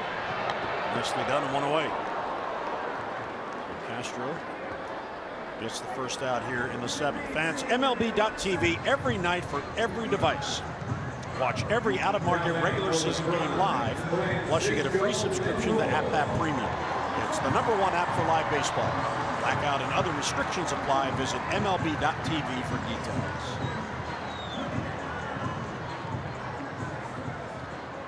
You know, normally, if you can't get to a starter, you try to get into that bullpen. Unfortunately, the Orioles task this weekend, they're facing the best starting rotation in the league, which is backed up by the best bullpen in the league. Lindor will bat left-handed against Castro, and he takes ball 1. Yeah, it's not going to be easy for sure, but one thing you don't want is to see this Oriole offense go cold.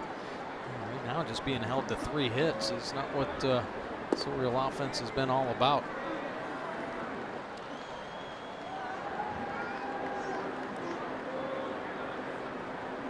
Lindor just 23 and already a star. Hard hit ball, base hit. Well, he has a 2-hit night. And a 1-out base runner for the Indians. Well, fans, when the O's score, you score at McDonald's. The more the O's score, the more Chicken McNuggets you score. Download the McDonald's app today. Castro's first base hit allowed.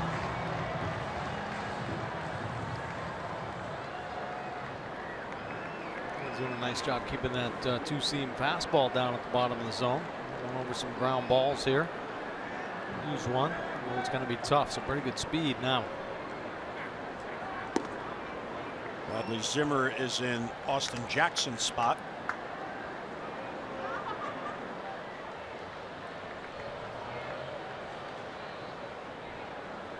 Zimmer brought some pretty impressive speed to this lineup. 17 stolen bases. 99 games this season with the Indians. Lindor 12 out of 15.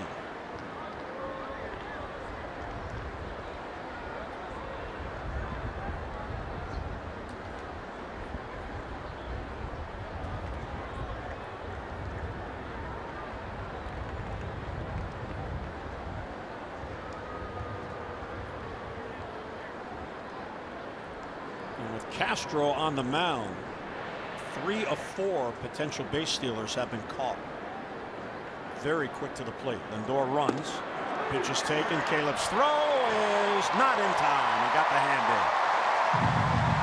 Well, that was a perfect throw, but just late to get Lindor. Yeah, it really was. Caleb Joseph coming out of the box. Pretty quick feet. Lindor, the good jump. Boy, nice tag there by Beckham. Bang, bang play. Lindor must have just got the hand in. Look here. First dive. Yeah, just getting that left hand in to touch the base. 13th stolen base of the year.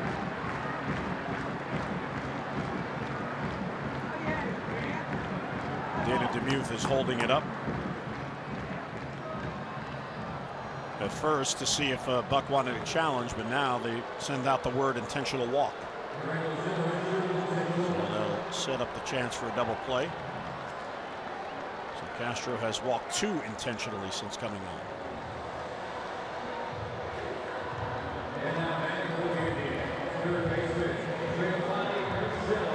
Well, Giovanni Urshela, his first at bat.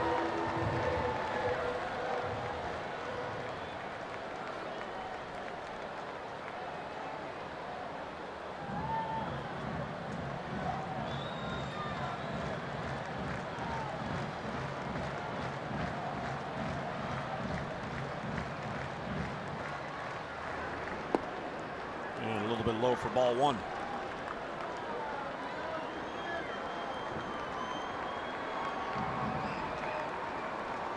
Taking over these leads here. M&T Bank StatCast presented by M&T Bank. Understanding what's important. Real good speed now on the bases with Lindor there at second base with that leadoff single. Of course, the intentional walk. That double play in order. Castro looking to drive that two-seam fastball at the bottom of the zone.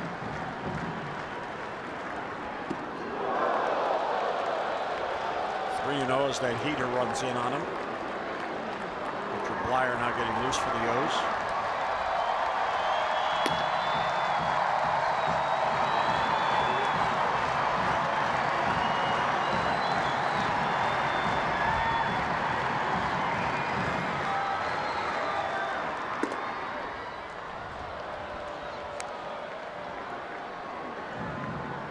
Urshela taking all the way 3-1. He is from Colombia. 25 years old.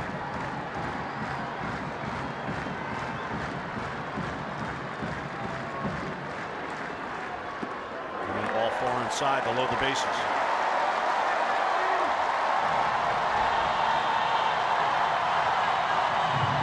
And it loads the bases for Encarnacion. Roger McDowell out for a check. Well, just obviously to slow him down a little bit. Quick losing his fastball arm side. That means that front side's opening up a little too soon. Slow himself down, stay on the back side. Allow him to get over the front side, drive it downhill. Is this a dangerous hitter up here? So make some quality pitches. Encarnacion.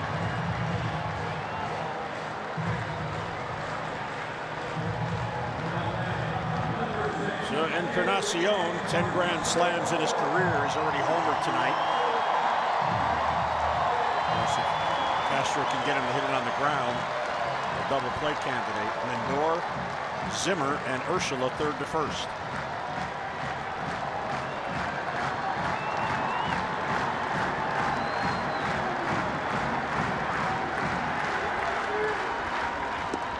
And he gets ahead on one. Ooh.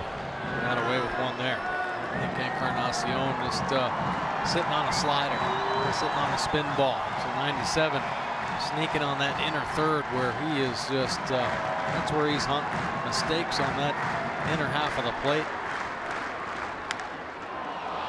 He got the breaking ball there, or tailing fastball anyway, and he swung over it. So Miley ended up having success down and away. Castro now into the count. Painting a fastball on the outside corner. Got to target the bottom of the zone. Keep it down there. Encarnacion reach for it. Stay out of the power area. He came with a slider there, and Encarnacion fouls it back. Yeah, and Encarnacion. Please give me another shot at that one. Hanging slider, up and out over, a mistake. Castro. Boy, had some problems finishing up that last inning as he backed up some sliders, kept them up at the top of the zone, to get it out in front and down. Another foul ball, that one off his foot. Encarnacion is facing Miguel for the first time. Look at this fastball riding in, and Encarnacion just beating it down on the front foot. Is that a back foot foul ball? Back foot. It was a back foot foul ball. Oh my goodness. Count holding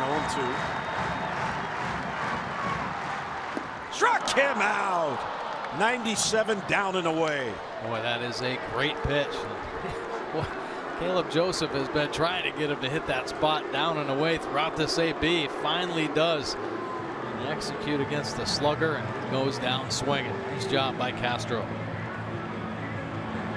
So with the extra relievers, Jay Bruce coming up. Richard Blyer comes on. Lefty-lefty matchup. Bases loaded, 2 down in the 7th. The Indians leading 4-0.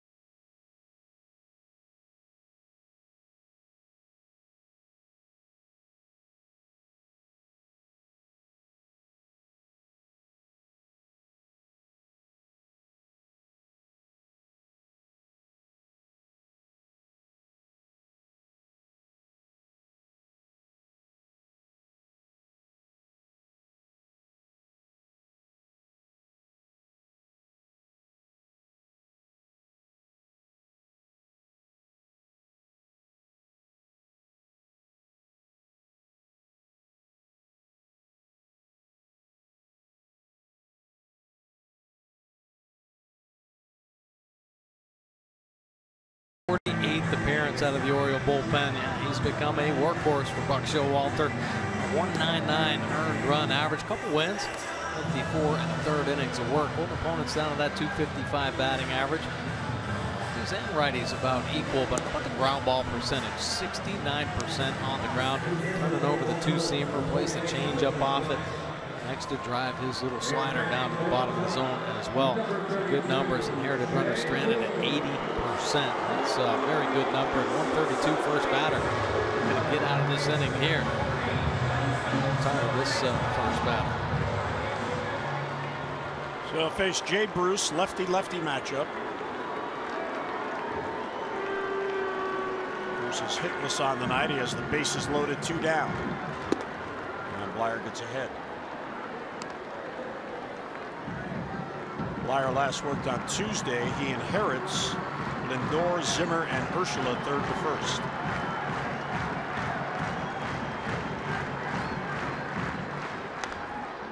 He gets ahead 0-2. Nicely done. Nice job getting into the count. Go to work. Slide it away from the lefty.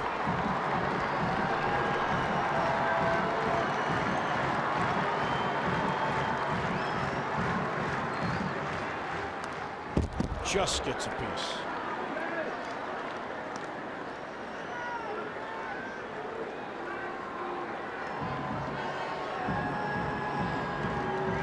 Five career grand slams for Bruce. He was a free agent at the end of the year.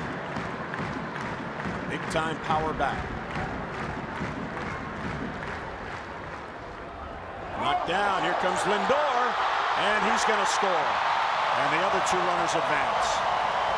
It bounced. Caleb knocked it down, but it rolled too far away. Outstanding hustle by Lindor. It sure was. I mean, nice anticipation. That is really the key. He can get off there with Machado pushed off the base. So anticipating the ball in the dirt with the 2 strikes, and he gets it. You see the little shuffle there, creating a little momentum. As soon as he sees that ball kick away into a safe distance, he is off and running. Caleb went down there, and you see a kick over to the grass. Boom, Lindor all over that one. Rolls over that one.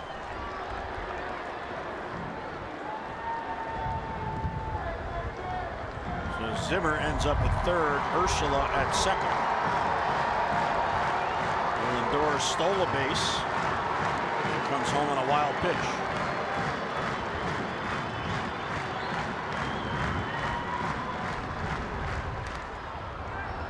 It off to stay alive.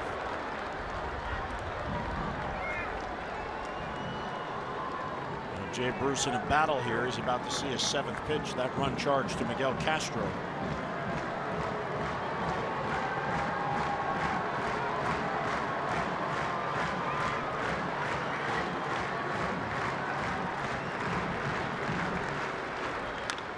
Another foul ball. Oh, he's battling right now. Blyer just shaking his head. Well, we're not going to flip in there. Whatever it is, it's got to be a quality pitch. Because that ball that kicked away from Caleb, everybody advanced.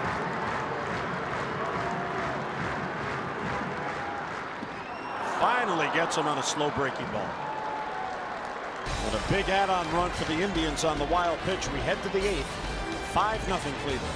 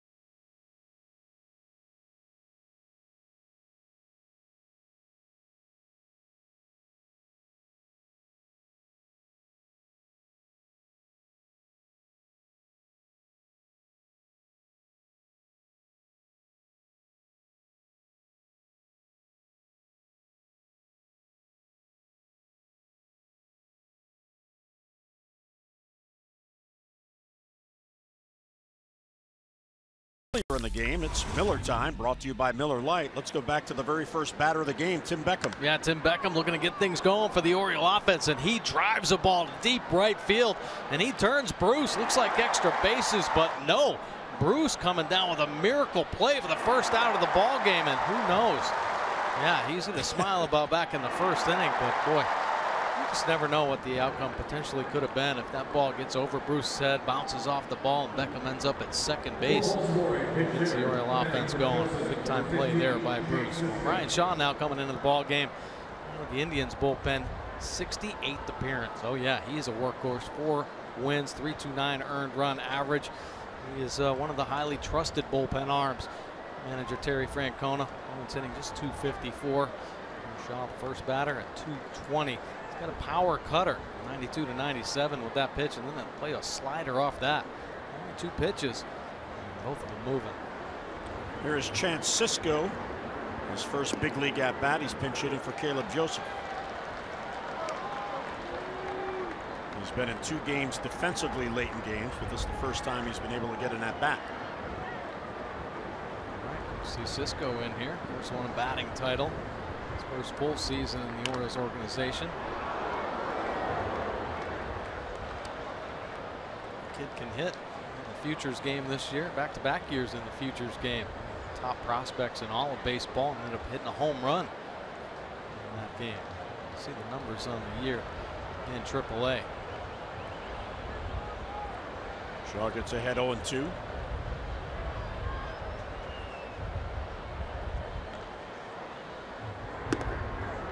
Good take. Sisco, one of the extra bats that was out early, taking batting practice with hitting coach Scott Coolbaugh.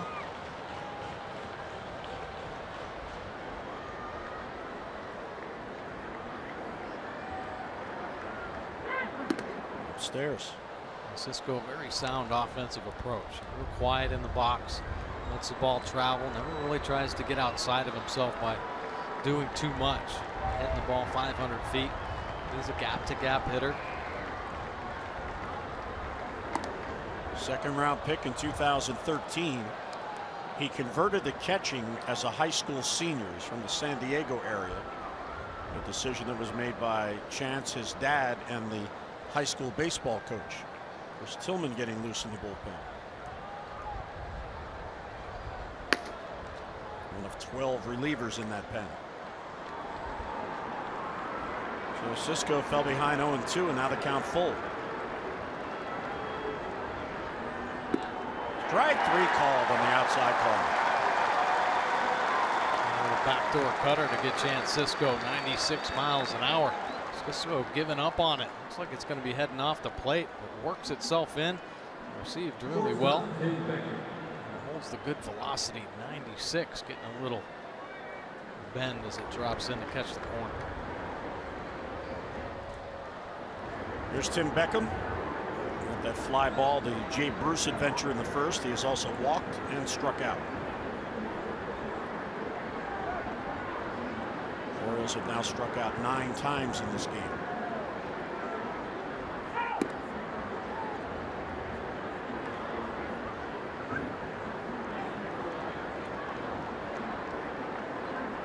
Brian Shaw, one of the mainstays in this Indians bullpen.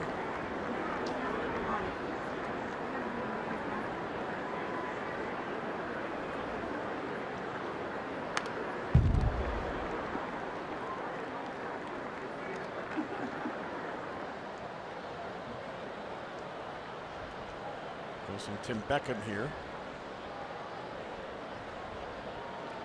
Give you an idea of how much they trust Brian Shaw. He is the first relief pitcher in Indians history to have 70 appearances in 4 seasons. Hangs a breaking ball. Beckham out in front and pulls it foul. That's typically what's going to happen if he doesn't bury the slider down in the dirt. He hangs up there. It kind of works like a changeup for him. That power cutter he's rushing in there, 96, 97 miles an hour. And the slider gets Beckham out in front. He's yanking it foul. Beckham has faced him just once, and he has a base hit.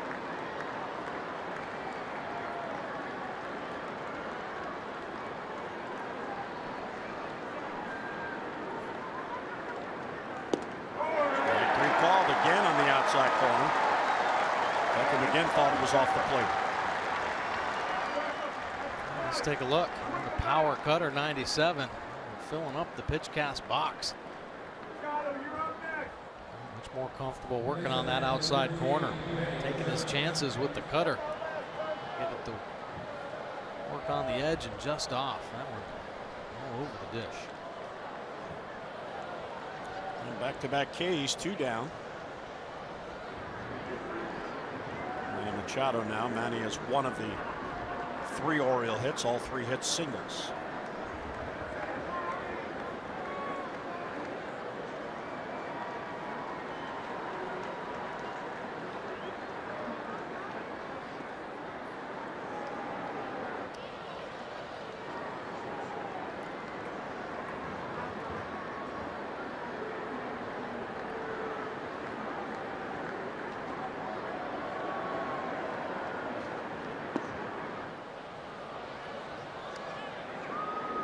Definitely being careful of Manny Machado.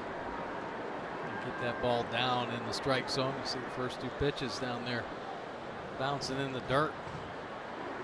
Leaving pitches up around the belt. Machado's coming unglued.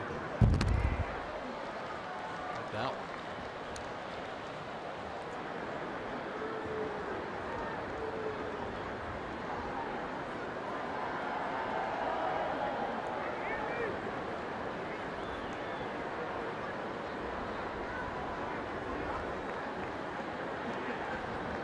And 2-1 the count with 2 down. Once short. Lindor short hops it. And gets Machado. And Shaw, as Olsen did last inning, a 3 up, 3 down inning. Mid-8th, 5-0 Indians.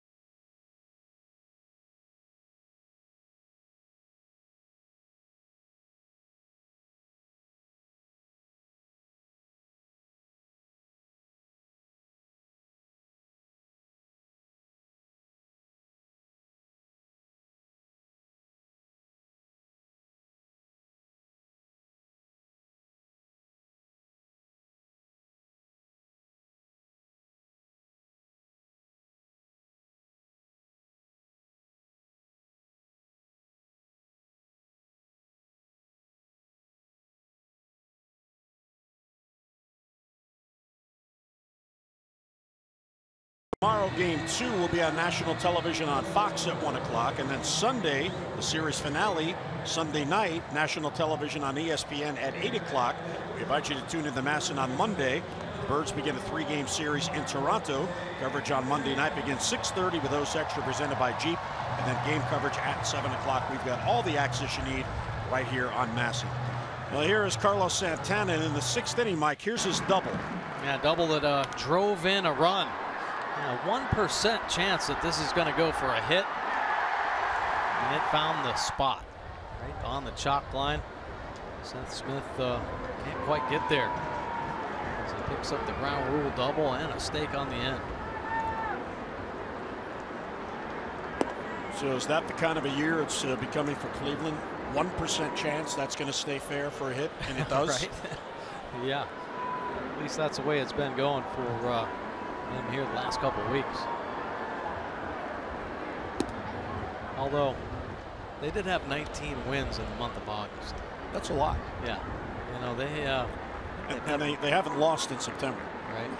So yeah, they've been on a nice little roll. Of course, the first half of the season, not so much. Bouncer into the shift. That's Scope on the shortstop side. He'll get Santana one down. Right-hander Nick Goody in the bullpen. Relievers are actually happy to get up on that bullpen mound with 12 relievers and the staff out there. Not a lot of room in that bullpen bench.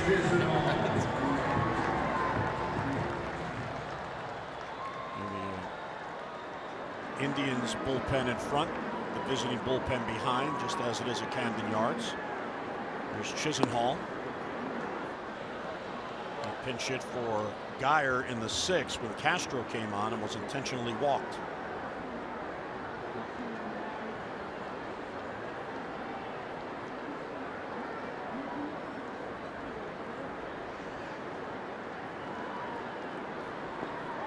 Went too far, couldn't check. 0-2.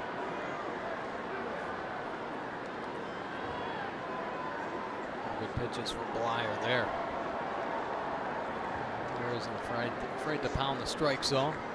Gets those check swings.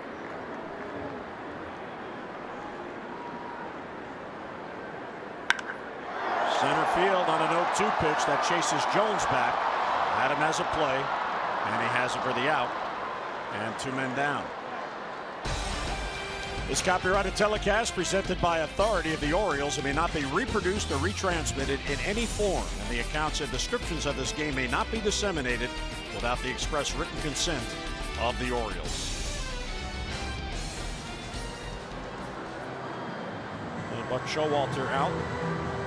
He'll remove Blyer with the right-handed bat of Roberto Perez coming up. We'll get Tillman in the 8th.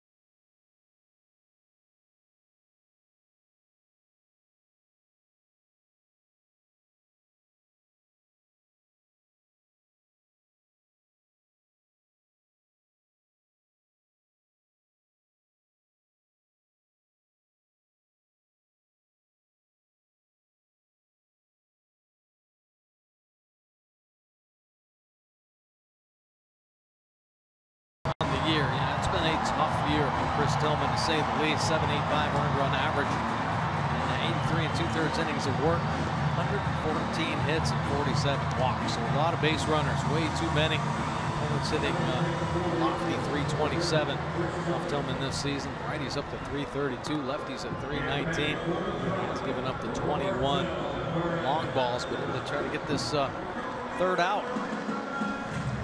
The 8th inning. Get a couple quick ones. Tillman looking to clean up this 8th. Roberto Perez, the right-handed batting catcher, back with 2 outs and nobody on. Goes down by 5. We'll have Scope, Jones, and Mancini up in the 9th inning.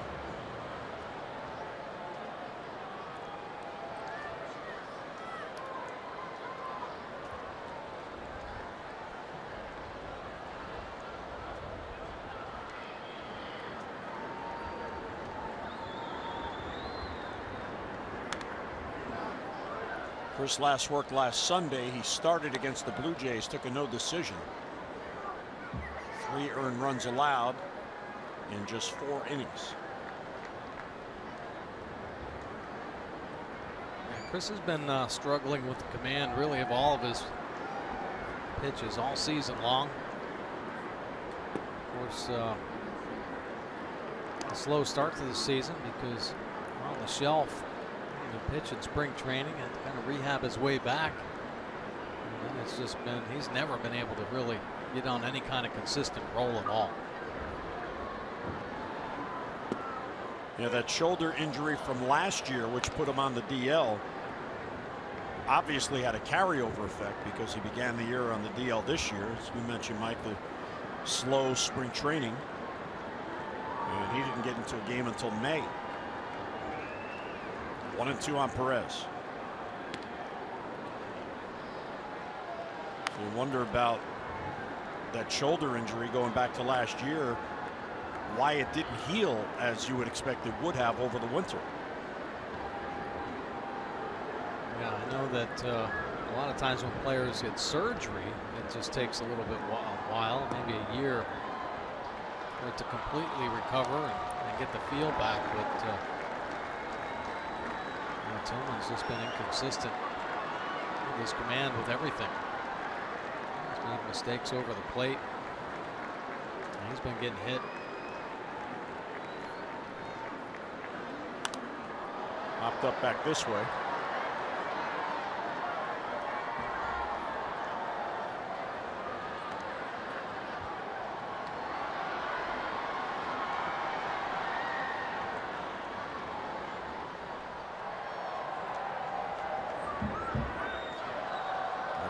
With the skipper. Caleb Joseph there as well.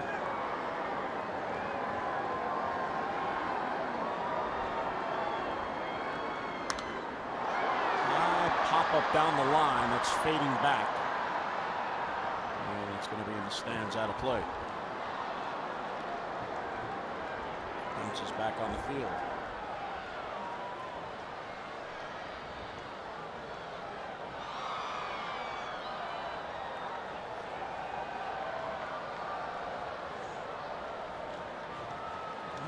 Fan got a souvenir. Gonna tell all his friends.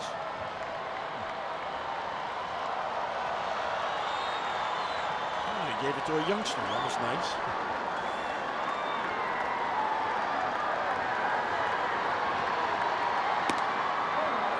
Check swing, and he went too far. So Tillman gets the call, and that will end the inning. We head to the ninth. Birds come to bat, down by 5.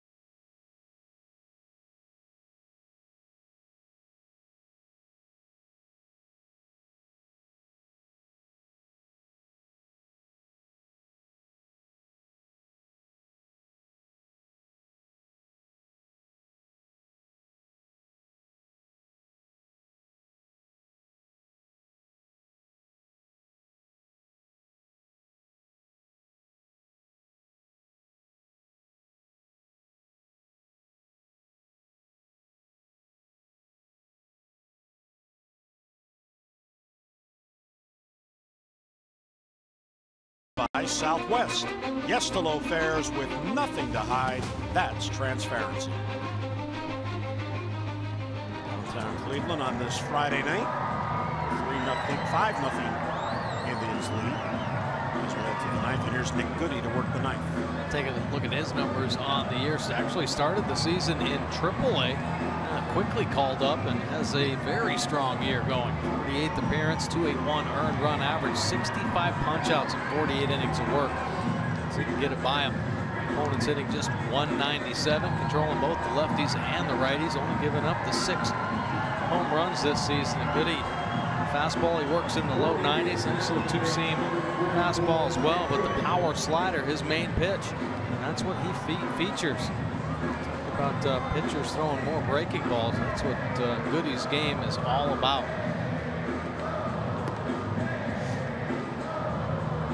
Breslow, who was up earlier in the game, gets up again. So he'll get loose in case it gets down to Chris Davis's spot.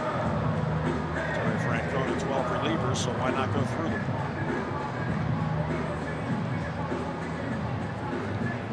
He has 5 left-handers out there in that bullpen. Jonathan Scopo for 3. He had a tough night against Clevenger. Could never time those off-speed pitches.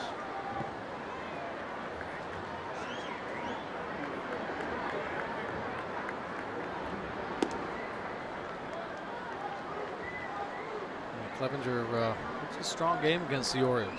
Located his fastball very well, and you're right, they just could not get on the breaking balls. The hard slider and even the slower curve kept this offense off balance all night.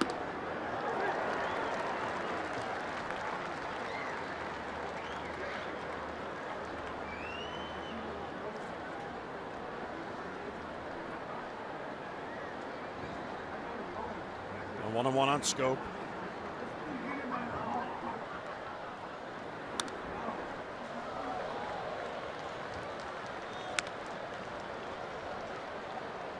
Scope has faced Goody 5 times and is 0 for 5 against him.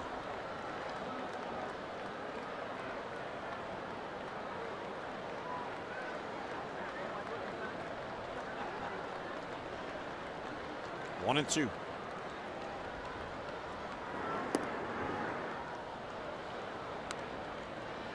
There's the Indians, defending American League champions, and they took the Cubs to extra innings in Game 7 of the World Series. Cubs won their elusive championship right here on this diamond. Scope battling here, fouls it off to stay alive. Both the Indians and the Cubs started their years off kind of slow. And I think both kind of suffering from the World Series hangover, but once they got their win back, both kind of took off. Brewers both headed right back to the postseason.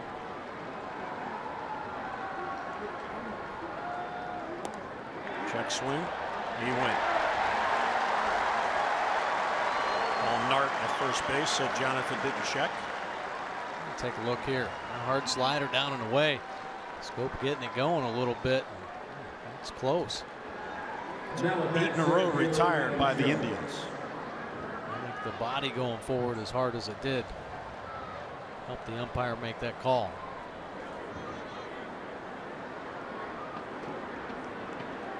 Eleven strikeouts now by Indians pitching. Here's Adam.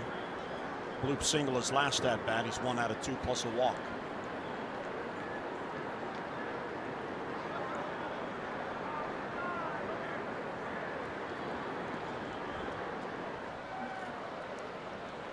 Well, this Indians team really was put together well. And of course, they were American League champions last year, so they had a lot returning.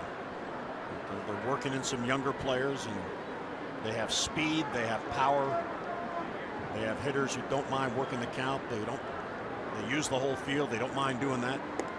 It's really a well thought out process. The players they've been able to get to come here, and that they've developed themselves, and it also helps that they're playing in the AL Central, which this year is a down division. You know, the Tigers now are in rebuild mode. The White Sox are in rebuild mode. Minnesota's having a surprising year. Kansas City's having a tough year. So they're in the right division for the team they have, which is a quality club. Yeah, you're exactly right. But they're beating up on everybody. It's not just the Central. They're playing some pretty good baseball against everybody in the game.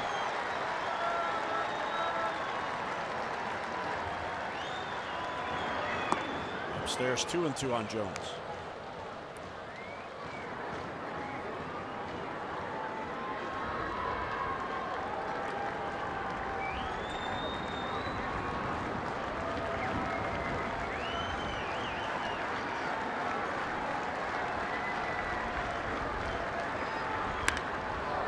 Center field that chases Zimmer. And he's there for the out. And 2 men down. Here are Quicken Loan's rocket arms as we look ahead to tomorrow and the pitching matchup. And again, this game will be on Fox and the Orioles radio network.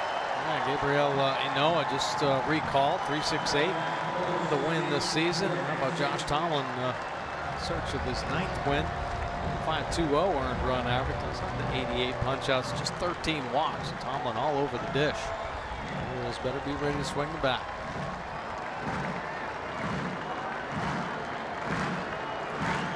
Well, here's Mancini. And he'll take a strike.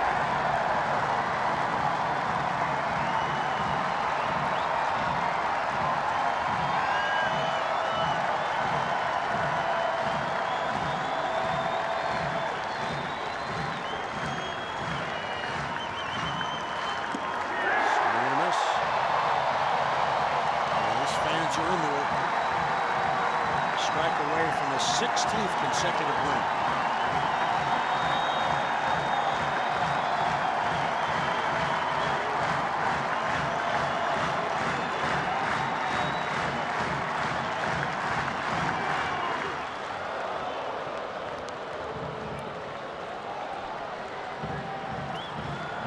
Good, he's sticking with his game plan. High fastballs up and out of the zone, and sliders down and away.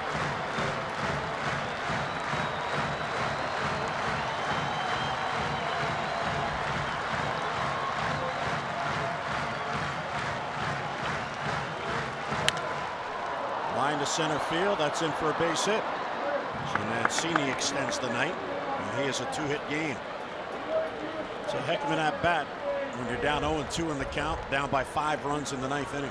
Yeah, sure was. Trey Mancini staying to the big part of the field. Got to protect with the 2 strikes, and here's that plate coverage we talk about. This pitch a little too close to take, maybe 2 or 3 inches though off that outside corner. He stays on top of it, driving it for his 2nd hit of the ball game. And Chris Davis now.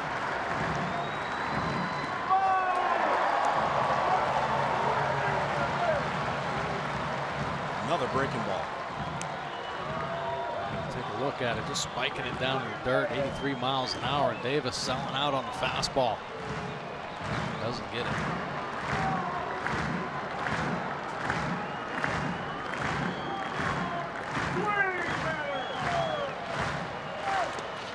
He gets away from Perez. He doesn't know where it is. Mancini will take second base on the wild pitch.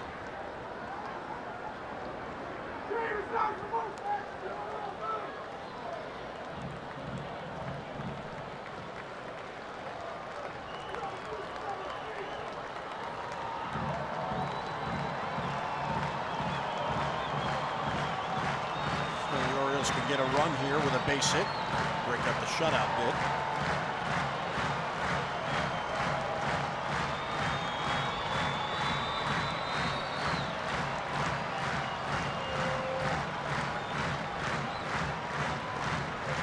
Shift on except for Ursula, who has to play near third with a runner at second base. Bounced into the shift. There's Lindor. He'll play the hop. Drop the opener, and the Indians are on a roll. It continues. 16 consecutive wins for the defending American League champions. As the Orioles go in order here, or excuse me, in the 9th, 1 base hit, 1 left, and the Orioles shut out in the opener of this 3-game series. Final score here at Progressive Field in Cleveland. The Indians have made it 16 consecutive wins, 5-0 over the O's.